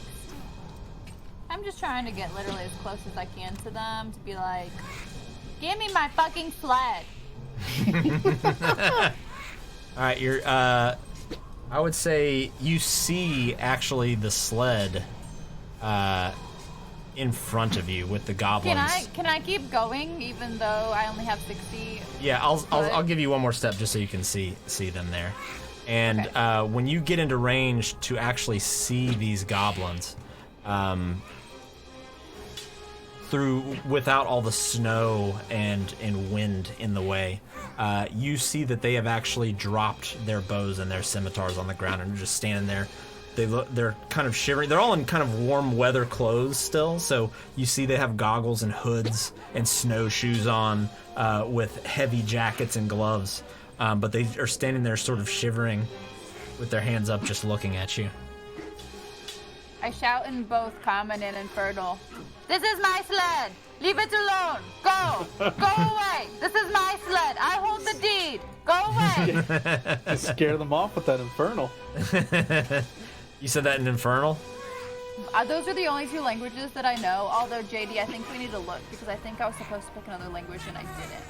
Okay. But yeah, those are the only two languages that I know, so that's what I'm saying. This is my sled! Go away! I hold the deed! I have the title to the sled! Go away! This is my sled! You see both the goblins just standing there sort of crouched down with their hands up. They don't respond to you though. Go away! Go away! You! Go away! Sled! Mine! You! Go away! Bye-bye! I'm trying to like sign language to them. Sled! Me! You! Go away! Are we Okay. in rounds still right now? We're still in rounds at the moment. I'm gonna go one more here. Sandy, it's your turn. What would you like to do? You don't really see this so much as you hear it. Hearing Sin shouting, I'll kind of move up as much as I can to somewhat back her up. And Sled! Me! stand there, Okay. looking You! Go away! this giant-like, Sled! intimidating. You! Go away! Okay. And that ends your turn? It does. Okay. In that case, we are going to go out of turns now, out of combat. And you see this goblin with the torch and the other goblin that was in there move forward towards the sled. And this lead goblin is just sort of looking at you. Why am I drawing? It's no time to draw on the sand, Aramel. I know. Or the I'm trying snow. not to. I don't know how I did it. And Wilzu, you can kind of see all this going on down here. I'm creeping around. We just want the sled. I say,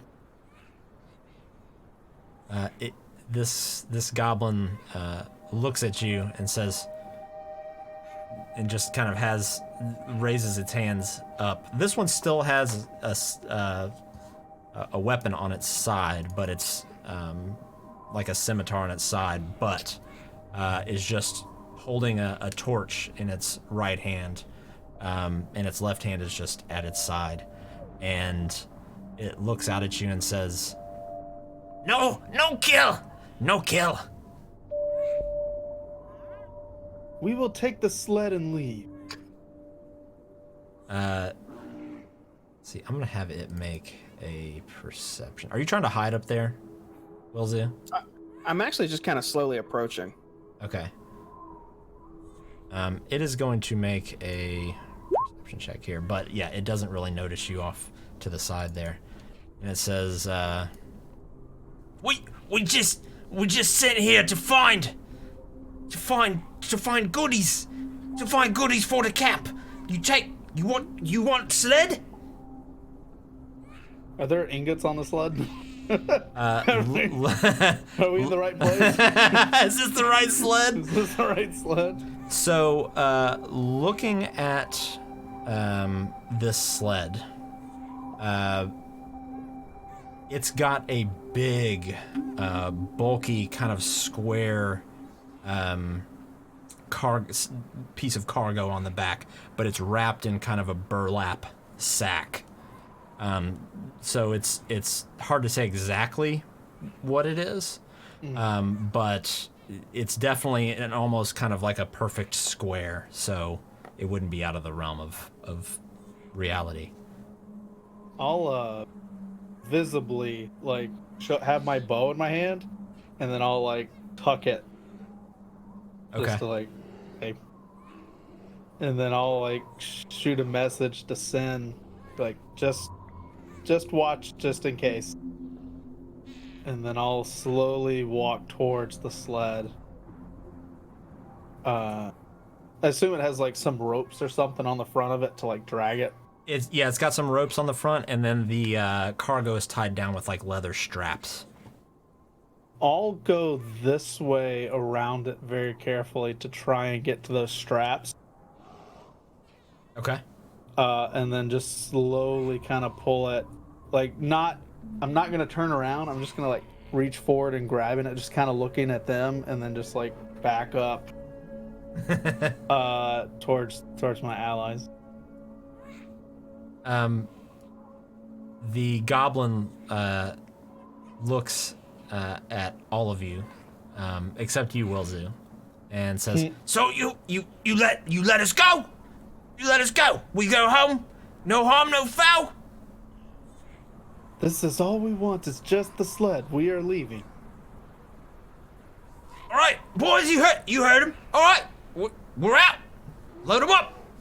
And all four of these goblins turn around and start to walk back toward the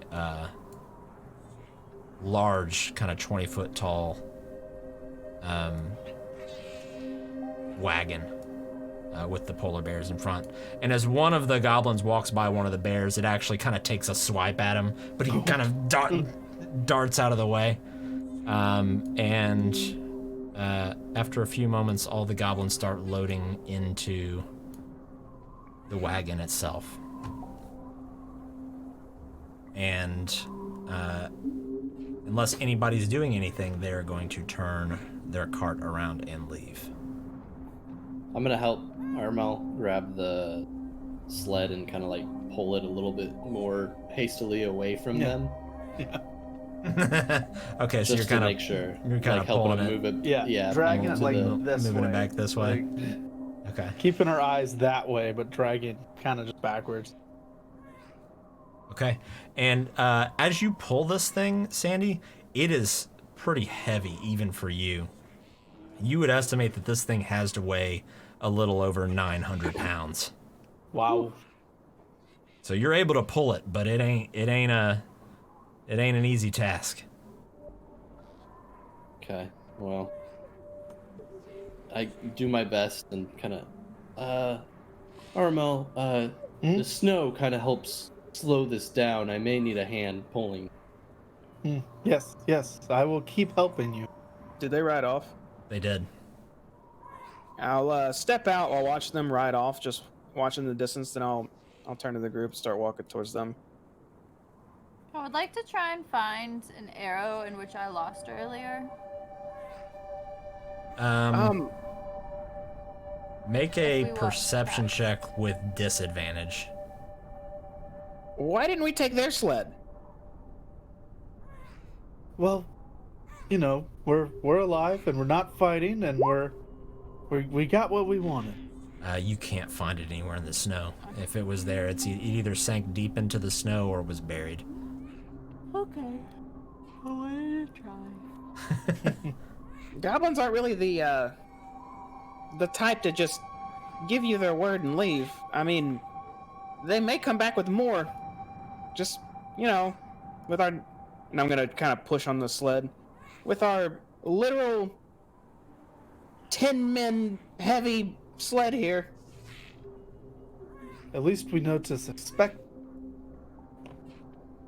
Well, Sandy doesn't look like he's gonna be able to make it 10 more feet. I'm just body just bleeding everywhere right now. Right, I'm kind of cut up too.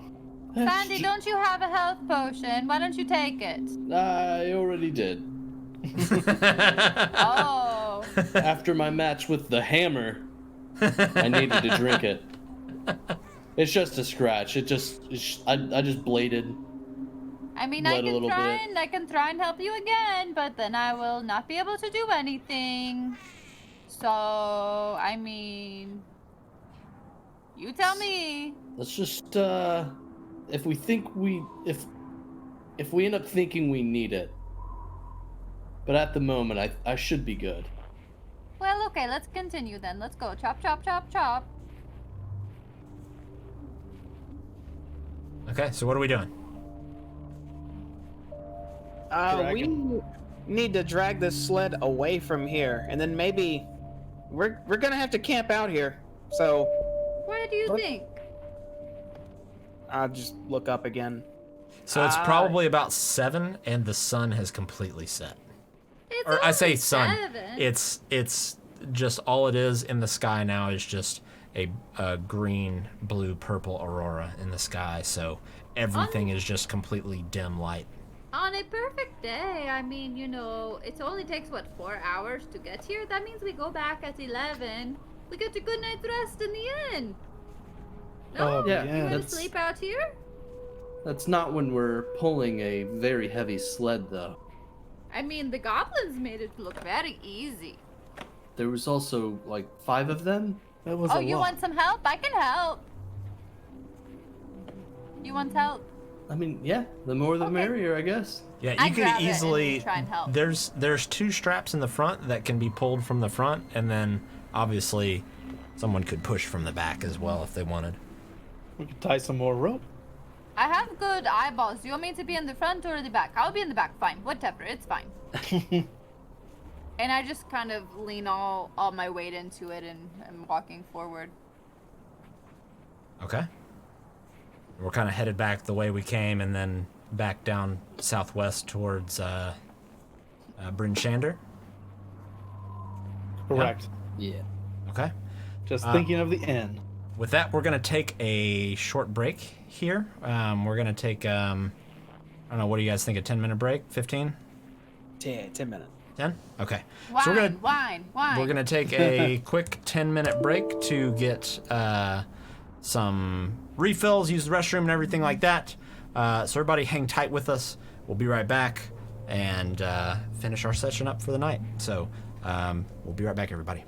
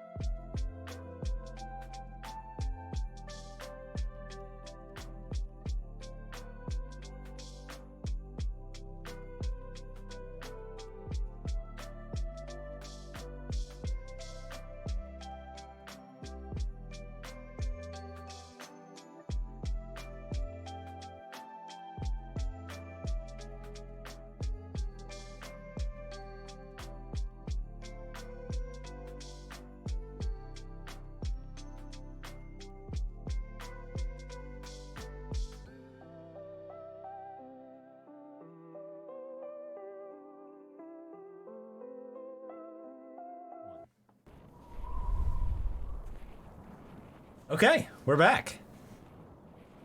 Thank you everybody for being so patient with us while we got our refills. I had to get my whiskey. Nice. What, Kira, you got some wine? And chips? Wine and chips. There we go. Jamie's got some popcorn. Pinky's out. And then James has his pinkies out, and Stubbs has a look of confusion on his face. My eyes hurt, so I put my glasses on and took my contacts out. Here, I'll put my glasses on with you, bro. I'll glasses it up with you. Sounds right. Oh, okay, now That if way- you're not wearing glasses, that you're way- a loser. That way Jamie's a loser. Loser. All right. Let's just jump right back into it. So, you all have successfly parlayed with the goblins, even though you used very few words to do so. And they disappeared off into the snow, leaving you all with the sled full of iron ingots that have the insignia of the dwarven clan that hired you to do it, which is the insignia of a foaming mug stamped into these ingots. I can get behind that. Yeah, right?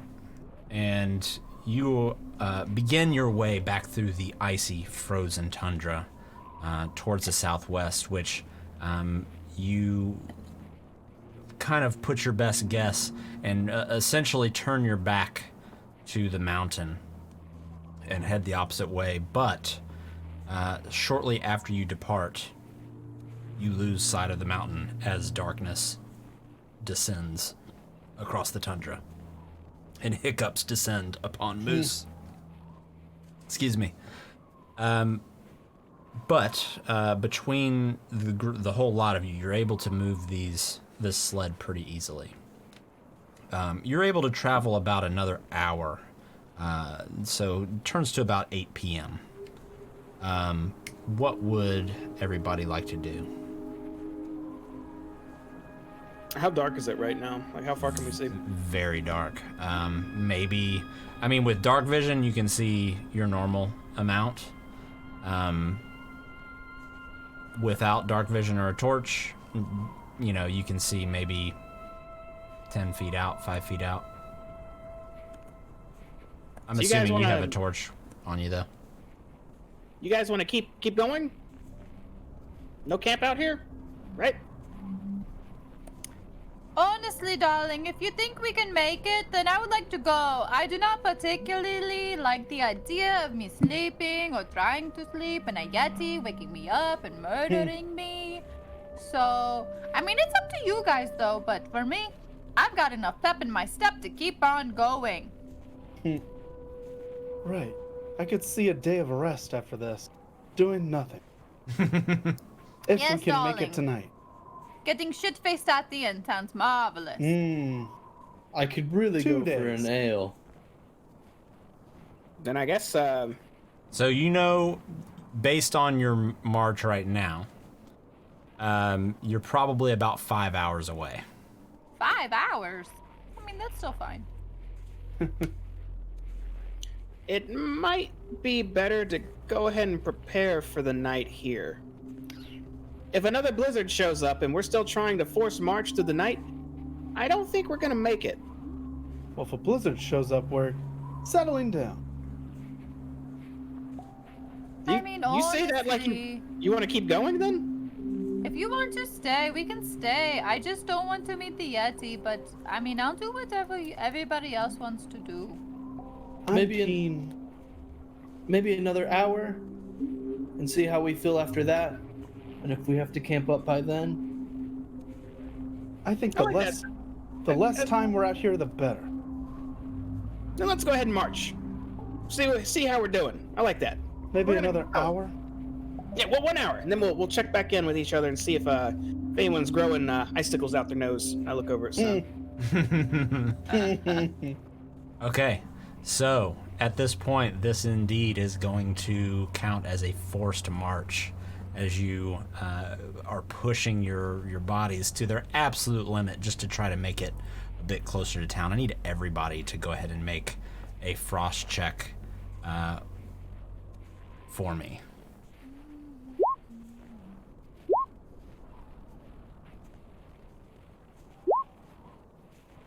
Okay. Oh, sugar. So, let me check something here. I want to play real Dungeons and Dragons where I roll my own dice. The computer always hates me. Wow. Okay, so Aramil, Wilzu, and Sucinda, you all gain a level of exhaustion as the cold just starts to just penetrate your cold weather gear. Sandy, you're still feeling okay. You're definitely tired. Susan, you start to feel... Who's Susan? Sorry, Sucinda. Susan and Sucinda, like you couldn't have picked two closer names. Here's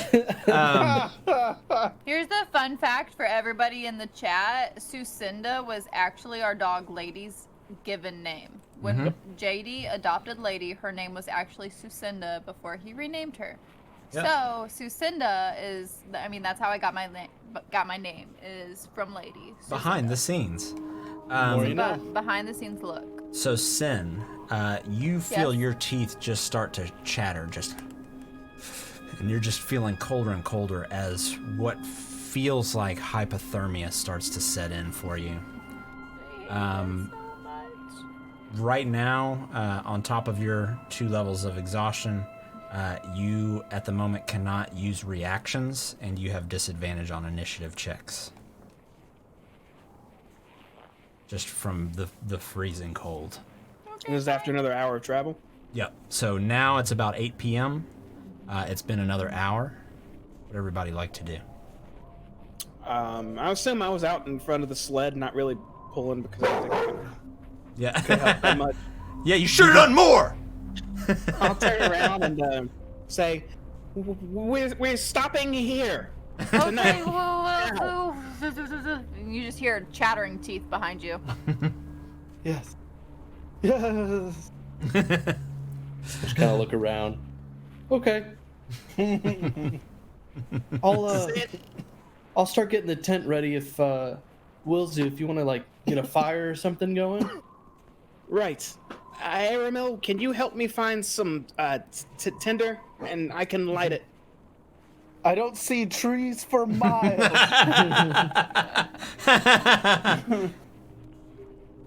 Are there like bushes or anything like that around us? Yeah, you would find. I'll tell you what. Make a survival check for me. Only reason I asked is I inquired about us in town to get Yeah. some sort of tinder. Yeah. Is it not rolling? There he goes. So you are able to find a couple of small bushes that are just barely branches poking up out of the snow that you're able to kind of pull some sticks and branches off of and snap off. I'll gather as much as that as I can and kind of Yeah. bring it back to our sled. It's definitely enough to start a fire, maybe not quite enough to have one last all night, especially in this weather. That'll last maybe an hour or two. We'll have to keep gathering until we actually go to sleep. Looking at the sled, would there be excess pieces of wood I may be able to break off of it? Possibly, yeah. Now, I would say that there are probably a couple of pieces that you could break off pretty easily, but any more than that, you'd be risking the integrity of the sled, considering it's carrying, 600 pounds worth of cargo. Yeah. All right, I'll save that as a just in case. But I bring it up to the rest of the group. We could, if we need wood, we could always break off a couple pieces of the sled. That's a good call. That's true. Maybe we could. Is the tent ready? So do y'all have one tent or 2 tents? So We have cold. 2. I got We have one 2. tent set up. I have one on me. Are y'all setting both up? Or just one? I'm going in the tent. Well, I guess I'll grab the tent from Airmo and start to set his up as well, while they look for sticks, twigs, and whatnot. Okay. While this is all going on, I'm already in the tent. I've got my regular blanket on, and then I throw my extra throw blanket from the motel on, or from the inn on. Yeah, from the end. Yeah. Aramil, make a survival check for me. I've abandoned everyone. I'm just freezing to death. You're able to find like a couple of smaller branches, but still nothing that's gonna offer a whole lot. I'll tell you what, Wilzu, if you will make whichever is best. So this is essentially you looking for a good spot to break out camp. In terms of just the environment around you. If you would either make a survival, perception, investigation, or stealth check, whichever is better for you. We're gonna investigate this problem. And fail miserably. This isn't really a pass-fail so much as how good a spot do you find. So you find about as good a spot as you think you're going to in this area, and you guys start setting up one of the tents.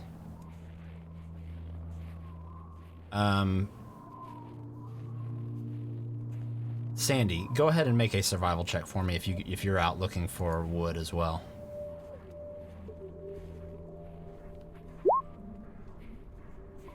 Okay, Sandy, Nice. you actually find a pretty good sized bush that you're able to pretty much just uproot. It's enough probably to get you through the night if someone's actively tending the fire. Walk back with the big old bush. Just in your hand. I found this. Oh, yeah, put it in here. And I'm kind of got like some small rocks form in a circle formation a little bit to try and get the fire to stay in one spot and like maintain itself a little bit. Sure. And when he puts that bush on there, I take a small vial of some of that whale oil we bought, or I'll take mine out, and I'll start just pouring it over the bush. Okay. You do, and it sort of douses this bundle of sticks that you have laying in the snow. And then I'll cast Firebolt on it. And as you do, it just sparks open, and this bright fire ignites in front of you. Yes. Are y'all setting up the second tent or just one? think Fire Sandy will. only. I thought Sandy was setting up the second one. Okay. Yeah. Because I'm already in the first one. You're already in the first one? Yeah, remember I said I was taking my regular blanket out and then Oh, that's putting right, my that's extra right. throw Okay. blanket that I just so happened to have gotten from the inn. Okay. So you are in the tent there. And you're all sort of warming yourselves around the fire. What is the goal here? Are we looking to take a long rest? Yeah, and I think we're gonna have watches for this too, so we make sure the fire doesn't stop and keeps near the tents and stays warm. Okay, so just as a reminder, a long rest. We're doing a little bit of a homebrew rule for this. A long rest is only 6 hours, but you basically need to spend 3 hours doing light activity and 3 hours actually sleeping. And at the end of that, after the first 3 hours, you get half of your hit die back, and of course you can use your hit die at this point if you'd like. And after the second 3 hours, you get your spell slots back, and you lose a level. That's a long rest? Yeah, and you lose a level of exhaustion. Oh shit! Okay. So my Elven Trance is 4 hours for an equivalent of an 8-hour long rest. Does that override that, or? But I still need the. I would say just in this, so the reason it's that way is just because of the harsh environment. It'd be a little Sure. different if you were in like an inn where it was warm. Right. Would the 3 hours of light activity include like tending the fire, kind of keeping watch? Yep. I also sent you guys a picture that were some additional things that you could do as a light activity to kind of help the camp. They require rolls, but if you don't have that in front of you right now, If I'll just say everybody if you would like want to spend. do something to keep watch, then I can try and do a frost recovery. Okay, I'm going to bed now. Good night. So you see Sucinda's head just sort of stick out of the tent flaps, and say that, and then just immediately recede back into the tent.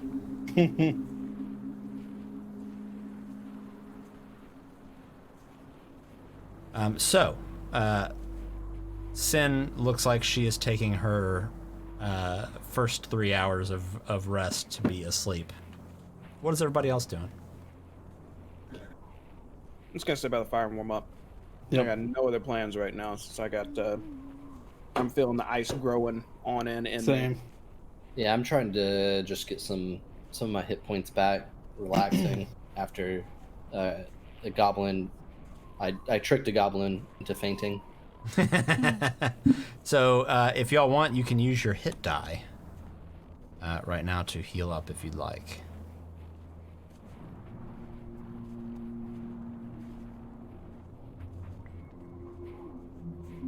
I want to offer my hit die to Sandy.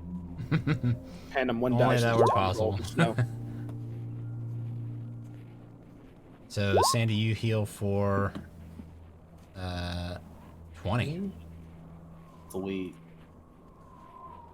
So you have full health there. I feel immortal.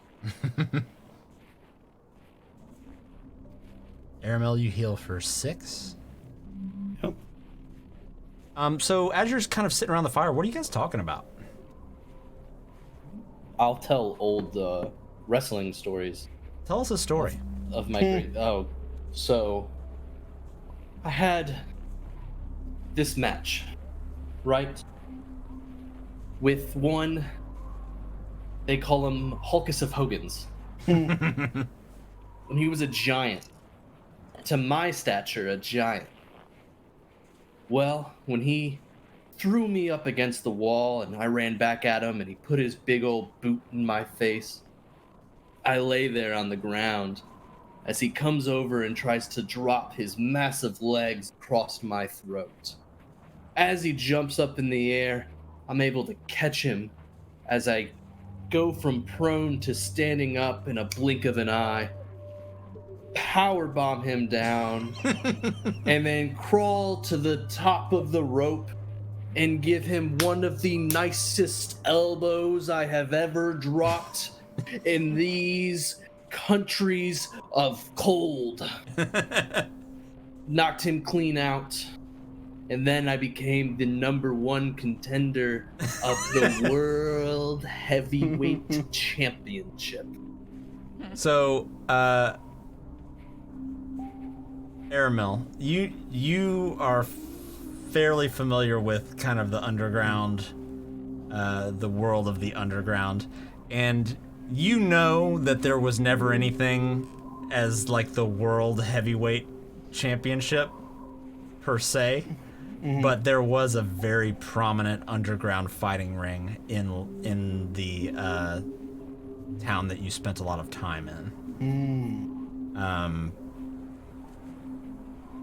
So that's what you're able to kind of take away a little bit from that. I'm still wide-eyed.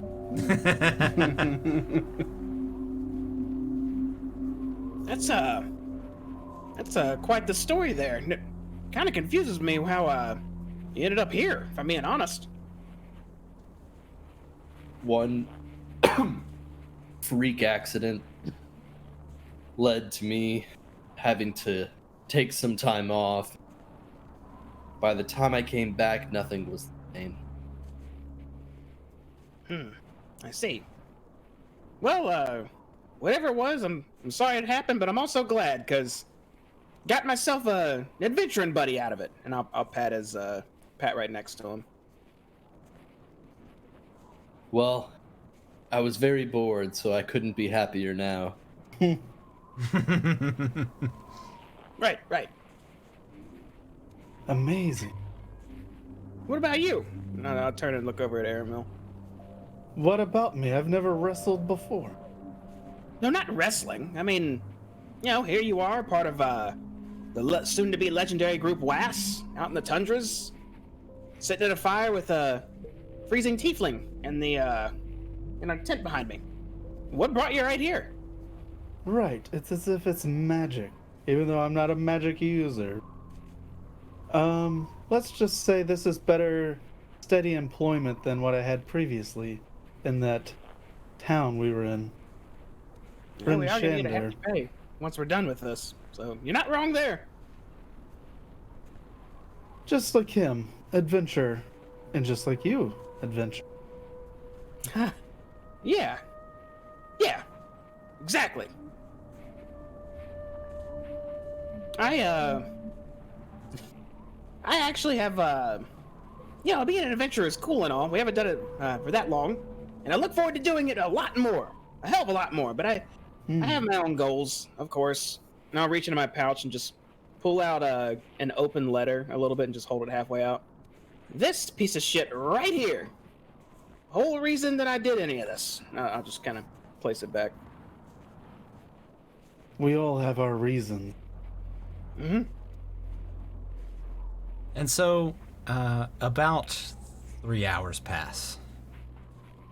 So you all get 1 hit die back.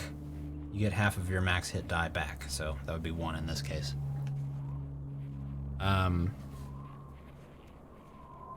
And so you would need to spend the other 3 hours. If you're looking to do a long rest and get any spell slots back, as well as lose a point of exhaustion, you would need to actually sleep for 3 hours. Will the fire last those 3 hours if no one's watching it? Probably not. Okay, we need to get a little bit of sleep, so I guess we'll kind of do it in shifts here. Right. I only need a certain amount of time. I don't really sleep. More of just like a trance, if you... Yeah, I'll say if you want to half the time, you can. Aramil. So usually in a full-time equivalent of your sleep, I only need about half. Right, that's that meditation stuff. I read about that. Quite beneficial in a place like this. I would agree.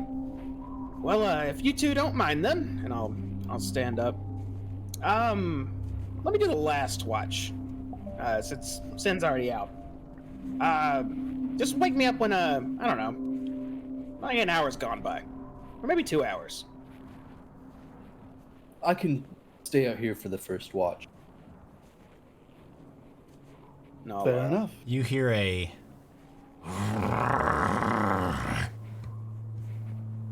in the distance from the snow. Notch an arrow.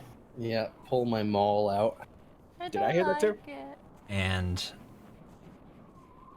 from the snowy abyss out in front of you, you see multiple snarling faces walk out from the shadows. Wilzu, you might need to go wake up Sin. Immediately I don't like it. charge you. I don't like it. at all. And I need everybody to go ahead and roll initiative for me. There we go. I'm sleeping peacefully. I would scream wolves if I see dog-like creatures coming at us. So they are going to get a surprise attack on you. Roll initiative for them here. Why does it say 0.2 or 0.02? So now? what it's doing is actually tie breaking. So if two things roll 17, it's like a tiebreaker essentially. So go ahead. My roll fucked up. I didn't have my token clicked. If you want to, can you manually add it, or want me to do it again? Roll again and then I can change it. Alright. Do I need to roll initiative? Might as well. Nope.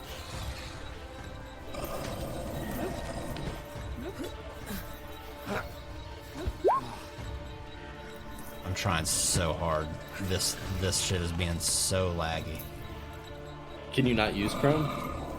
I'm using Firefox on. Well, Chrome is on one of them. Hold on a second. My shit's gonna get real bright for a second. Just use Internet Explorer. I'm sure There it you works go. slow. We'll be waiting for till tomorrow.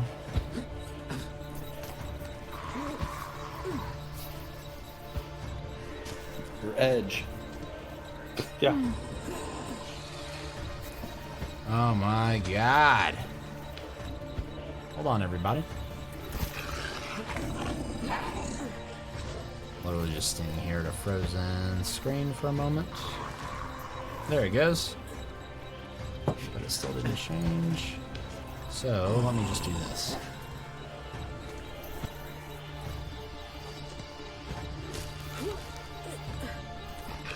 What?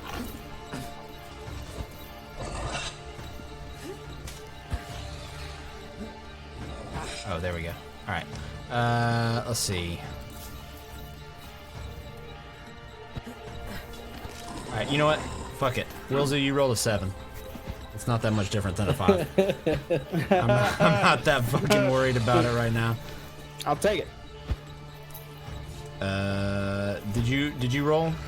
Susan, you did. Why didn't it show up here? Did she not have her token clicked? I did. Oh. You said that you didn't have yours clicked, which reminded me to click mine. Because normally I forget. So thank you, Willzu, for reminding me.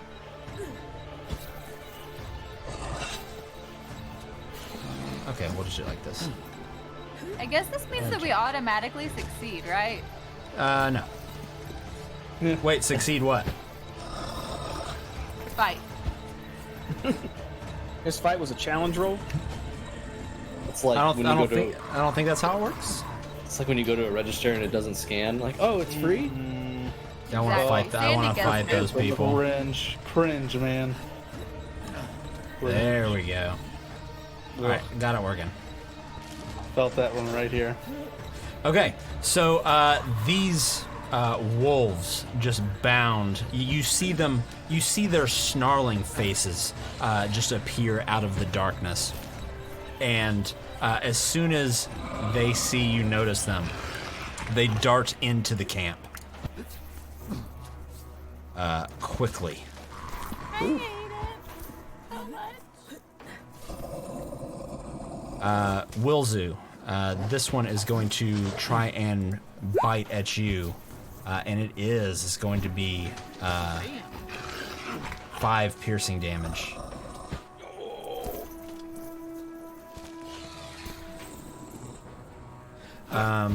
And I need you to make a strength save. Uh-oh. You are knocked prone. Yo. Get it off me!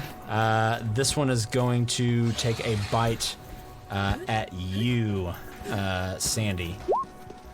But you are going to be able to parry it off, as this one's going to run around and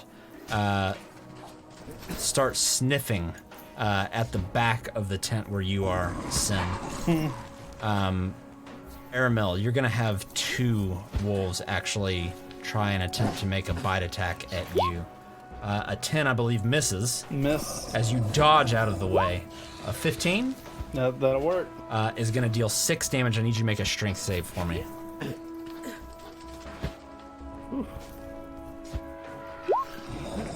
And you manage to just stay on your feet and just push this wolf out to the side.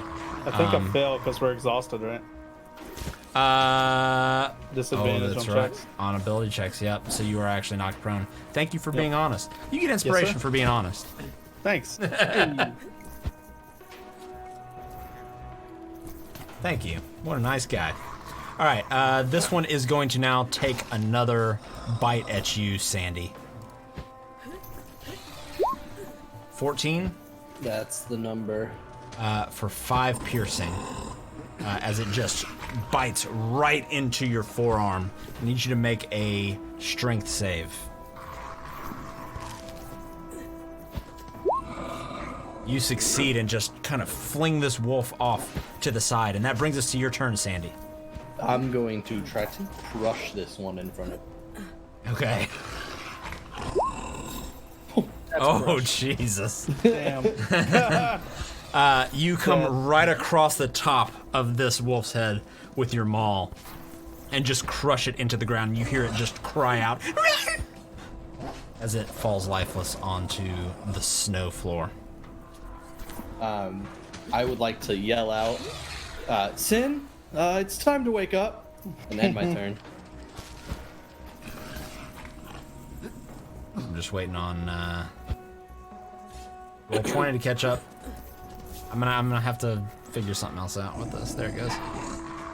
Firefox is so slow with roll 20. I don't know why. Okay, that is gonna bring us to this wolf here, who is going to attempt to make a bite at you, Sucinda, through the tent,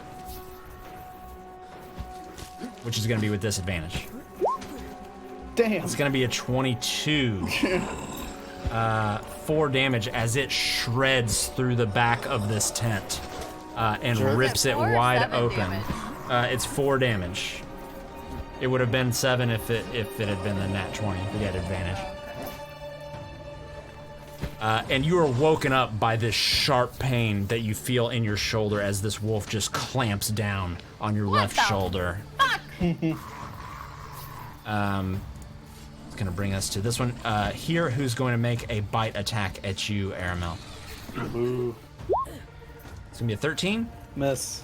As you dodge out of the way, you do kind of a cool spin move as you ready your weapons because it is your turn. Alright, I'm gonna pull out my good old rapier and I will say, on guard! And then I will attack this guy. Okay. With that Spin move. spin move. That Stab definitely hits. move. A one for you. For 8 damage as you just cleave into this thing. As my And it's bleeding, but still standing, snarling at you. As my bonus action, I'm going to cunning action disengage, and I'm gonna go here, and I will end my turn. Okay. That's going to bring us to the one snarling over you, Wilzu, who is going to bite down at you on the ground with advantage. That's going to be a 16 to hit. If that matched my AC, would it still hit me? That does hit if it matches your AC, yeah. Okay, and I am down. Oof. All right, it clamps down on your throat, and your vision just kind of goes white. Which brings us to your turn, so I need you to make a death save.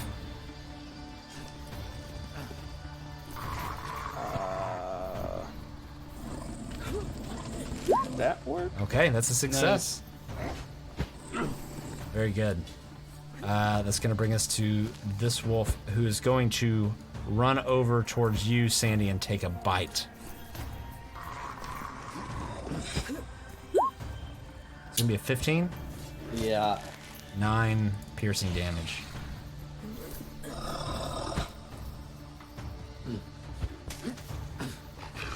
Sucinda, you are rudely awoken by this wolf inside the, like, kind of halfway inside the tent, sort of violently shaking your arm as it's biting you. That's super rude, and I don't appreciate it. So, let me see see what's a free spell for me to use. I'm going to try and toll the dead. What that is? Good spell. You point at one creature you see within range, and the sound of a dolorous bell rings the air around it for a moment. The target must succeed on a wisdom saving throw or take 1d8 necrotic damage. If the target is missing any of its hit points, it instead takes 1d12 necrotic damage. I tried to do it, but it's not working. Maybe I need... So it's gonna be a 10. There it is. Nice. I'm assuming your spell save is higher than a 10? It's a 12. Okay, so it fails, so it takes 7 damage. Nice. As it lets go of your shoulder and it seems to just shake its head from something that just seems to be bothering its ears. But it's still standing, snarling. Is that end That's all your I turn? got. Yep. Okay. One sec while Firefox catches up real quick. There we go. That's a dead wolf. So, Sandy, it is your turn. I want to now crush the one that just bit me again. Okay. That is definitely going to hit. As you come across this thing's head, and it kind of does a little 360 in the snow, but still standing and still looking up, snarling at you, although a little bit dazed, a little woozy. You see its eyes sort of glazed over a little bit. I will end my turn. Okay. That's going to bring us to this wolf, who is going to make another bite attack at you, Sucinda. It's going to be a 12. Nope. Okay. Got a 13. You're still kind of on your back, and this thing lunges at you, but you manage to scoot a little further back and kind of kick its head away and avoid its jaws. This one here is going to move up and make another bite attack at you, Sandy, which I believe is going to miss the 12. Correct. Okay, you actually parry this thing off as it comes up to bite at you. You pull your maul up and catch its jaws with the hilt of your maul, and it quickly retracts back. Aramil. I'm gonna see if I can sneak attack this guy since he's engaged with Sandy. Yes. Is that a possibility? Yeah, I'm gonna do, because the way we're doing advantage and flanking in this one's a little different, but I haven't looked into it enough to say otherwise. So yes, go ahead and do a sneak attack with this one. All right. That is absolutely going to hit. I As guess you, 4 plus 1. Yeah, for 5 damage. And when you do, you actually come up underneath the jaw of this wolf and just skewer it and pull back as the wolf just collapses on the ground, dead. We make a good team. And I'll pat Sandy on the back. I'll almost like turn around to hit him, thinking that it's another wolf. I'll catch myself. I'll end my turn there, setting my sights on that one. Okay.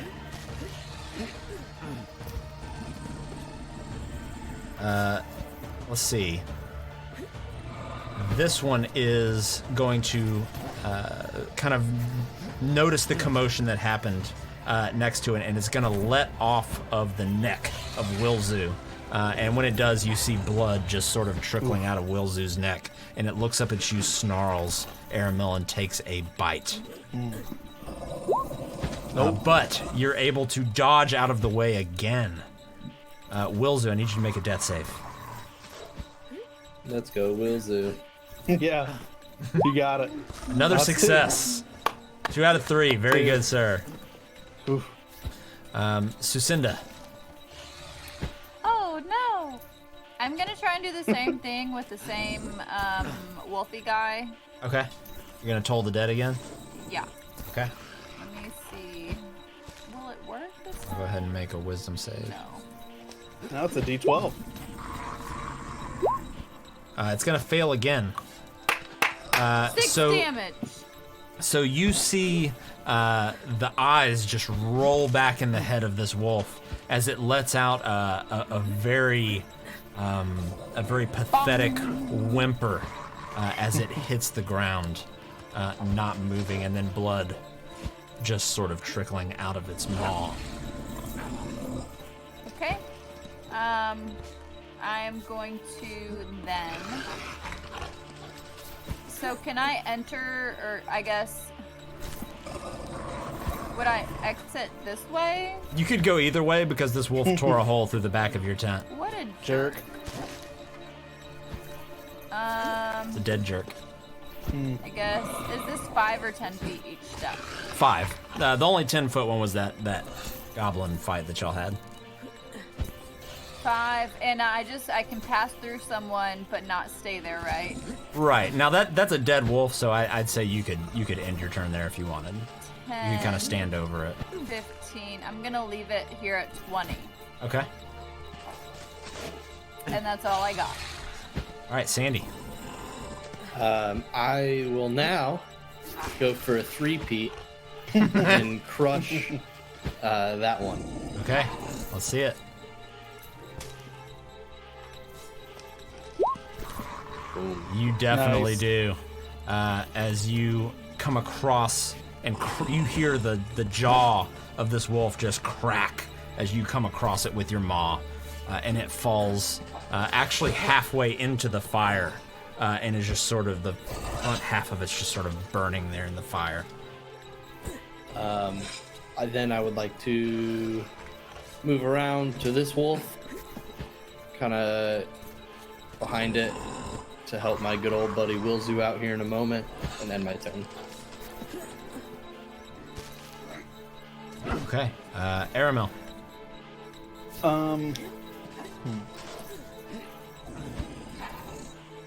Could I use like a bonus action to like drag Wilsu like 5 feet out? I'd say Like, that would be over, more, like over here. I would say that would be more of an action. But yes, Okay. you could do that if you wanted, yes. I'll do that. Okay. Yeah, drag him. Now, just, Ari, like- now I'll say it will get an attack. Well, it won't get an attack of opportunity against Wilzu. No. So if you're moving him without moving yourself, then yeah. Yeah, I want to drag him over here, Okay. You and did. then like sin, and then I was right here to heal him. Now you take the body away. Well, he was on the other side of the tent, so you couldn't see him. You can actually see him better now. Oh, thank you, I mean. Thank you. I couldn't see him before. I thought I could, but my eyes were playing tricks on me. I just woke up. all right, and then I will. I'll just move besides Sandy here, and I'll end my turn. Okay. It's going to bring us this wolf who is going to sort of look around and just quickly try to dart off into the wilderness. Both of you will get an attack of opportunity, Sandy and Aramil. So take just a regular swing with your weapon against it. Oh no. Okay, Okay, Sandy. that's I gonna hear hit. you. They're both gonna hit, and Okay, as it Aramil. goes to Super dart dead. off, you guys Super both. dead. So Sandy, you catch it in the ribs off to the side, and when it sort of falters, Aramil, you follow up with just a stab right into the back through its torso, and it falls onto the ground dead, and we are out of initiative.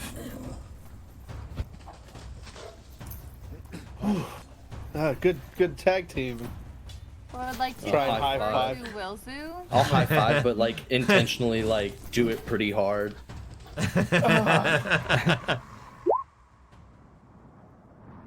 I cure Wilzu for 7.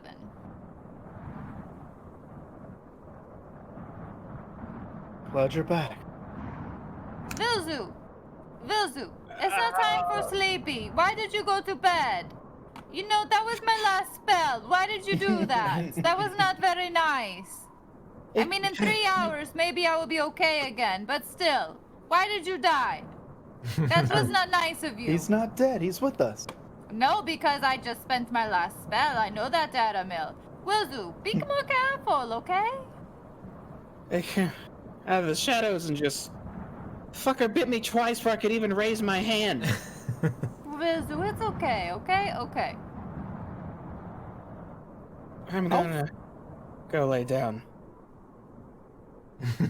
You go crawl into the tent. I do. How furry are these wolves? That's what I was literally just about to ask. Pretty furry.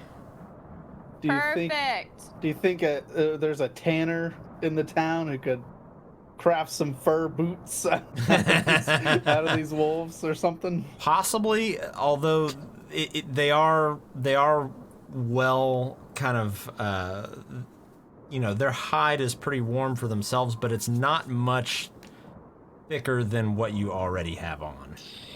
Right. Maybe like That's extra. Yeah, it's get some earmuffs. You would probably have more luck, selling the hides themselves. Gotcha. They'd probably be more useful as actual just materials. Always on the lookout for some coin, I say out loud. And then glad we're alive. You feel the wind just sort of blow through the tent you're standing next to right now. They ruined it. Ruined. Well, I was going to try and sleep nonstop for 6 hours, but I guess I will stay awake now. For my remaining 3. I just need about an hour and a half. Well, good night. I walk over to the wolf that is like half submerged. Oh, sure. And I would like to take out what's going on. Okay. What's this? Roll 20 is freaking out right now.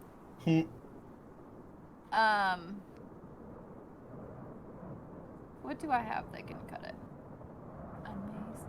Does anybody have a small knife? I need a small knife. Who has one? Like this? And I pull out a dagger. Yes, perfect. May I Or borrow it? this? I take the dagger. I Thank won't you, need- Aramil. I'll give it back to you. Yes. Yes.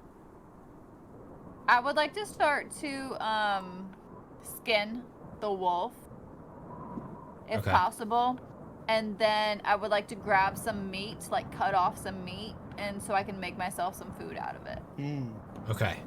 So, I need you to make a Let's hear it. survival check with disadvantage. What disadvantage? Sandy, do you think you could pull these wolves with on the cart? Would that be too much? How much would they weigh roughly, JD? So you start to cut into this thing, and you're really not familiar with, skinning and kind of animal, living off the land and living out in the wild, and you just absolutely kind of butcher this thing. I mean, do I get enough meat to feed just myself? I'm not Yeah, trying you to feed could everybody. you could pull out some meat. Yeah. Perfect. It's not Good. the most beautiful cut. I'd say each one of these wolves probably weighs about 70, 80 pounds. Oh, I've got plenty They're of them big to wolves. feed myself. Perfect. Maybe. I could maybe pull 3 more until it gets unbearably heavy. Well, let's take them. Who knows? We can make some good money. People need warm clothes. Be nice to get those nice tents. Or a new mall. My eyes light up. I guess the ones that Sin didn't butcher. Yeah, I'd like to. So there There was was just one that one. well, no, there was one that was like half charred. pretty much all the way on fire, and then another one that was butchered by Sin. So Yeah. there's 3 wolves left that are Here we go. Decent. I'll, I mean, you guys beat the shit out of these wolves. So they're not in the greatest condition. It's not like you went and hunted one with an arrow. I'll throw the 3 of them onto the cart. Okay. I'll move them down here for you. Dude, I'm not using Firefox anymore for Roll20. It is just not ideal. Like every single time I do something, it just like flashes the whole screen. It's a feature. Yeah.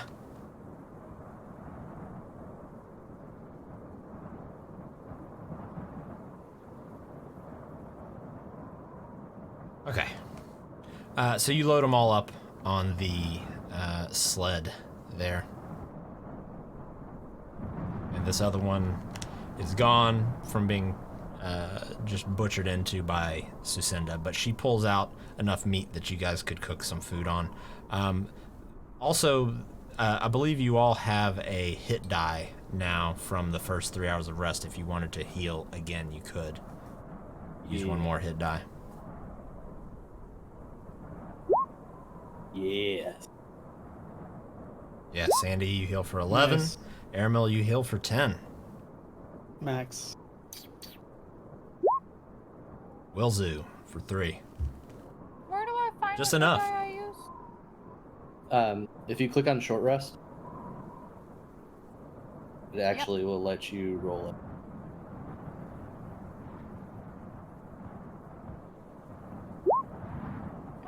Zen, you heal for 8. Nice. So everybody's feeling pretty good again. So Did we complete our rest already? So you completed the first 3 hours. You would need another 3 hours. So Wilzu, Sandy, and Aramel, you need basically to sleep for 3 hours at this point. Sin, you can just do light activity and you're okay. Let me Okay. just get that hour and a half, and then I'll be set. Good night. All right, Aramel, you going in the tent with Wilzu? Yes, I think the other one's ruined. It's not great.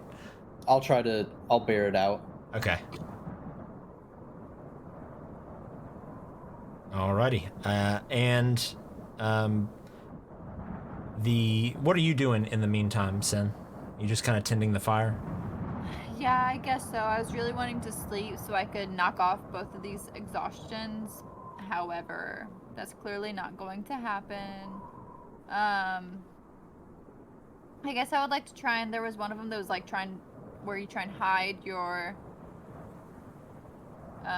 Secure encampment or hide encampment? yeah.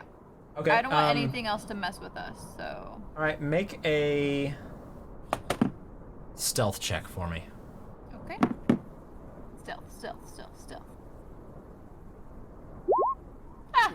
I'm perfect at stealth. So looking around just in this particular environment, the brush, the little amount of brush and bushes that you would have maybe been able to use to conceal the tents and maybe hide them a little bit, it ended up getting used for firewood. So there's really not much else. You try to kind of pile a little bit of snow up on the tents themselves to try and conceal it. So you try to do a little bit, but there's only so much you can do. But you feel like you've done what you can. I feel confident. and so from then on, you're kind of just kind of tending the fire. Yeah. Okay, and every now and again you'll throw in some more kind of branches, sticks from the various bushes that were found around, and you manage to tend it for the next 3 hours. So everybody gains the benefit of a long rest. So the rest of you get to ditch. Actually, all of you ditch an exhaustion point.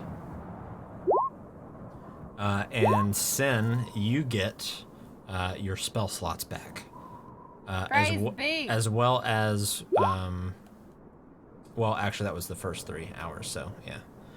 Never mind.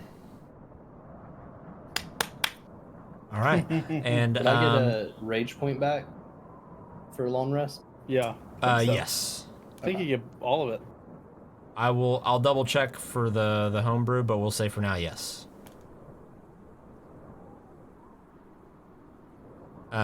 So another 3 hours goes by. Sen, you're kind of keeping time. And you would estimate that it's probably about 2 in the morning. So it's very early, very dark, but you know that since you laid down, about 6 hours has passed. I'll join Sen after the hour and a half. After an hour and a half. So what do you two talk about while you're just kind of sitting there? You got an hour and a half. Caramel, they're really still sleeping right now. I mean, honestly, I got bitten and I was awoken. And these guys, they just get sleep peacefully all night long. Oh, ay. Everyone needs the rest as needed. What about me, Caramel? I deserve sleep too more than 3 hours. I'm You have tired too. You have had a rough trip out here. I'm freezing to death. I mean, look at me. I'm so cold. You know what makes me feel better after I've had a rough day? What? Tell me.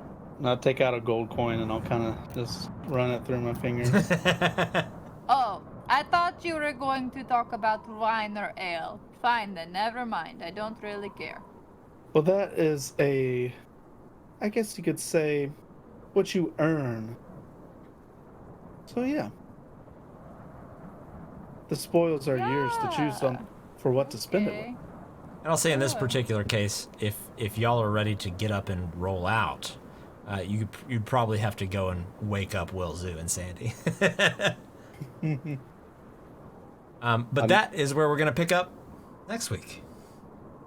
So, man, Oof. we had a couple of weeks of some heavy in-town role play, some investigation, and then tonight it was just fucking blizzards and goblin fights and wolves. This place sucks. We need a compass and a shovel. So Yep.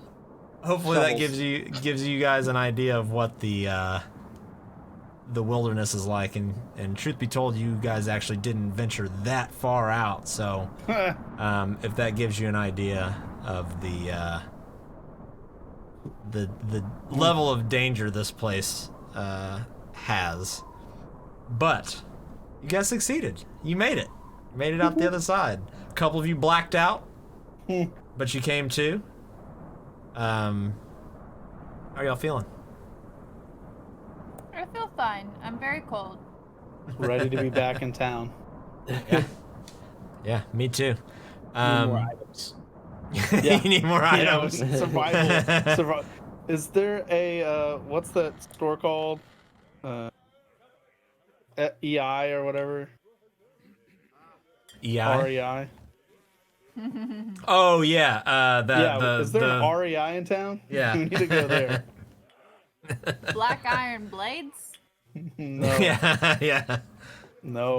Basically the REI of Bryn Shander. Cool. Well, that's what we're gonna call it for tonight. So Perfect. thank you everybody for joining us.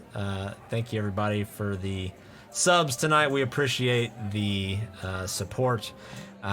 If you're new with us tonight and you enjoyed the stream, give us a follow and join us on our other streams. We do another Monday night tabletop stream right now, Shadow of the Demon Lord, and then every Saturday we continue our Icewind Dale campaign. So We won't be doing that this Monday, though.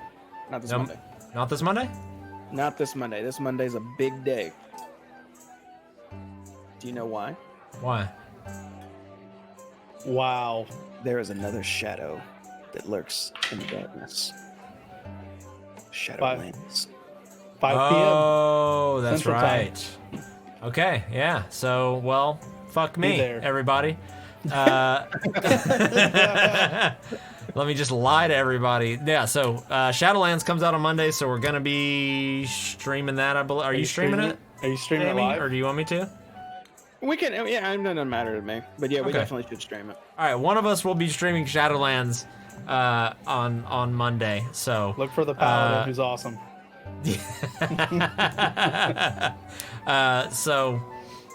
Well, I've dragged this out enough. So everybody, and unless you're one of our tabletop people, if we don't see you again until next Saturday, you have a happy Thanksgiving. We appreciate you stopping by. And thank you, everybody. We'll see you next time. Bye.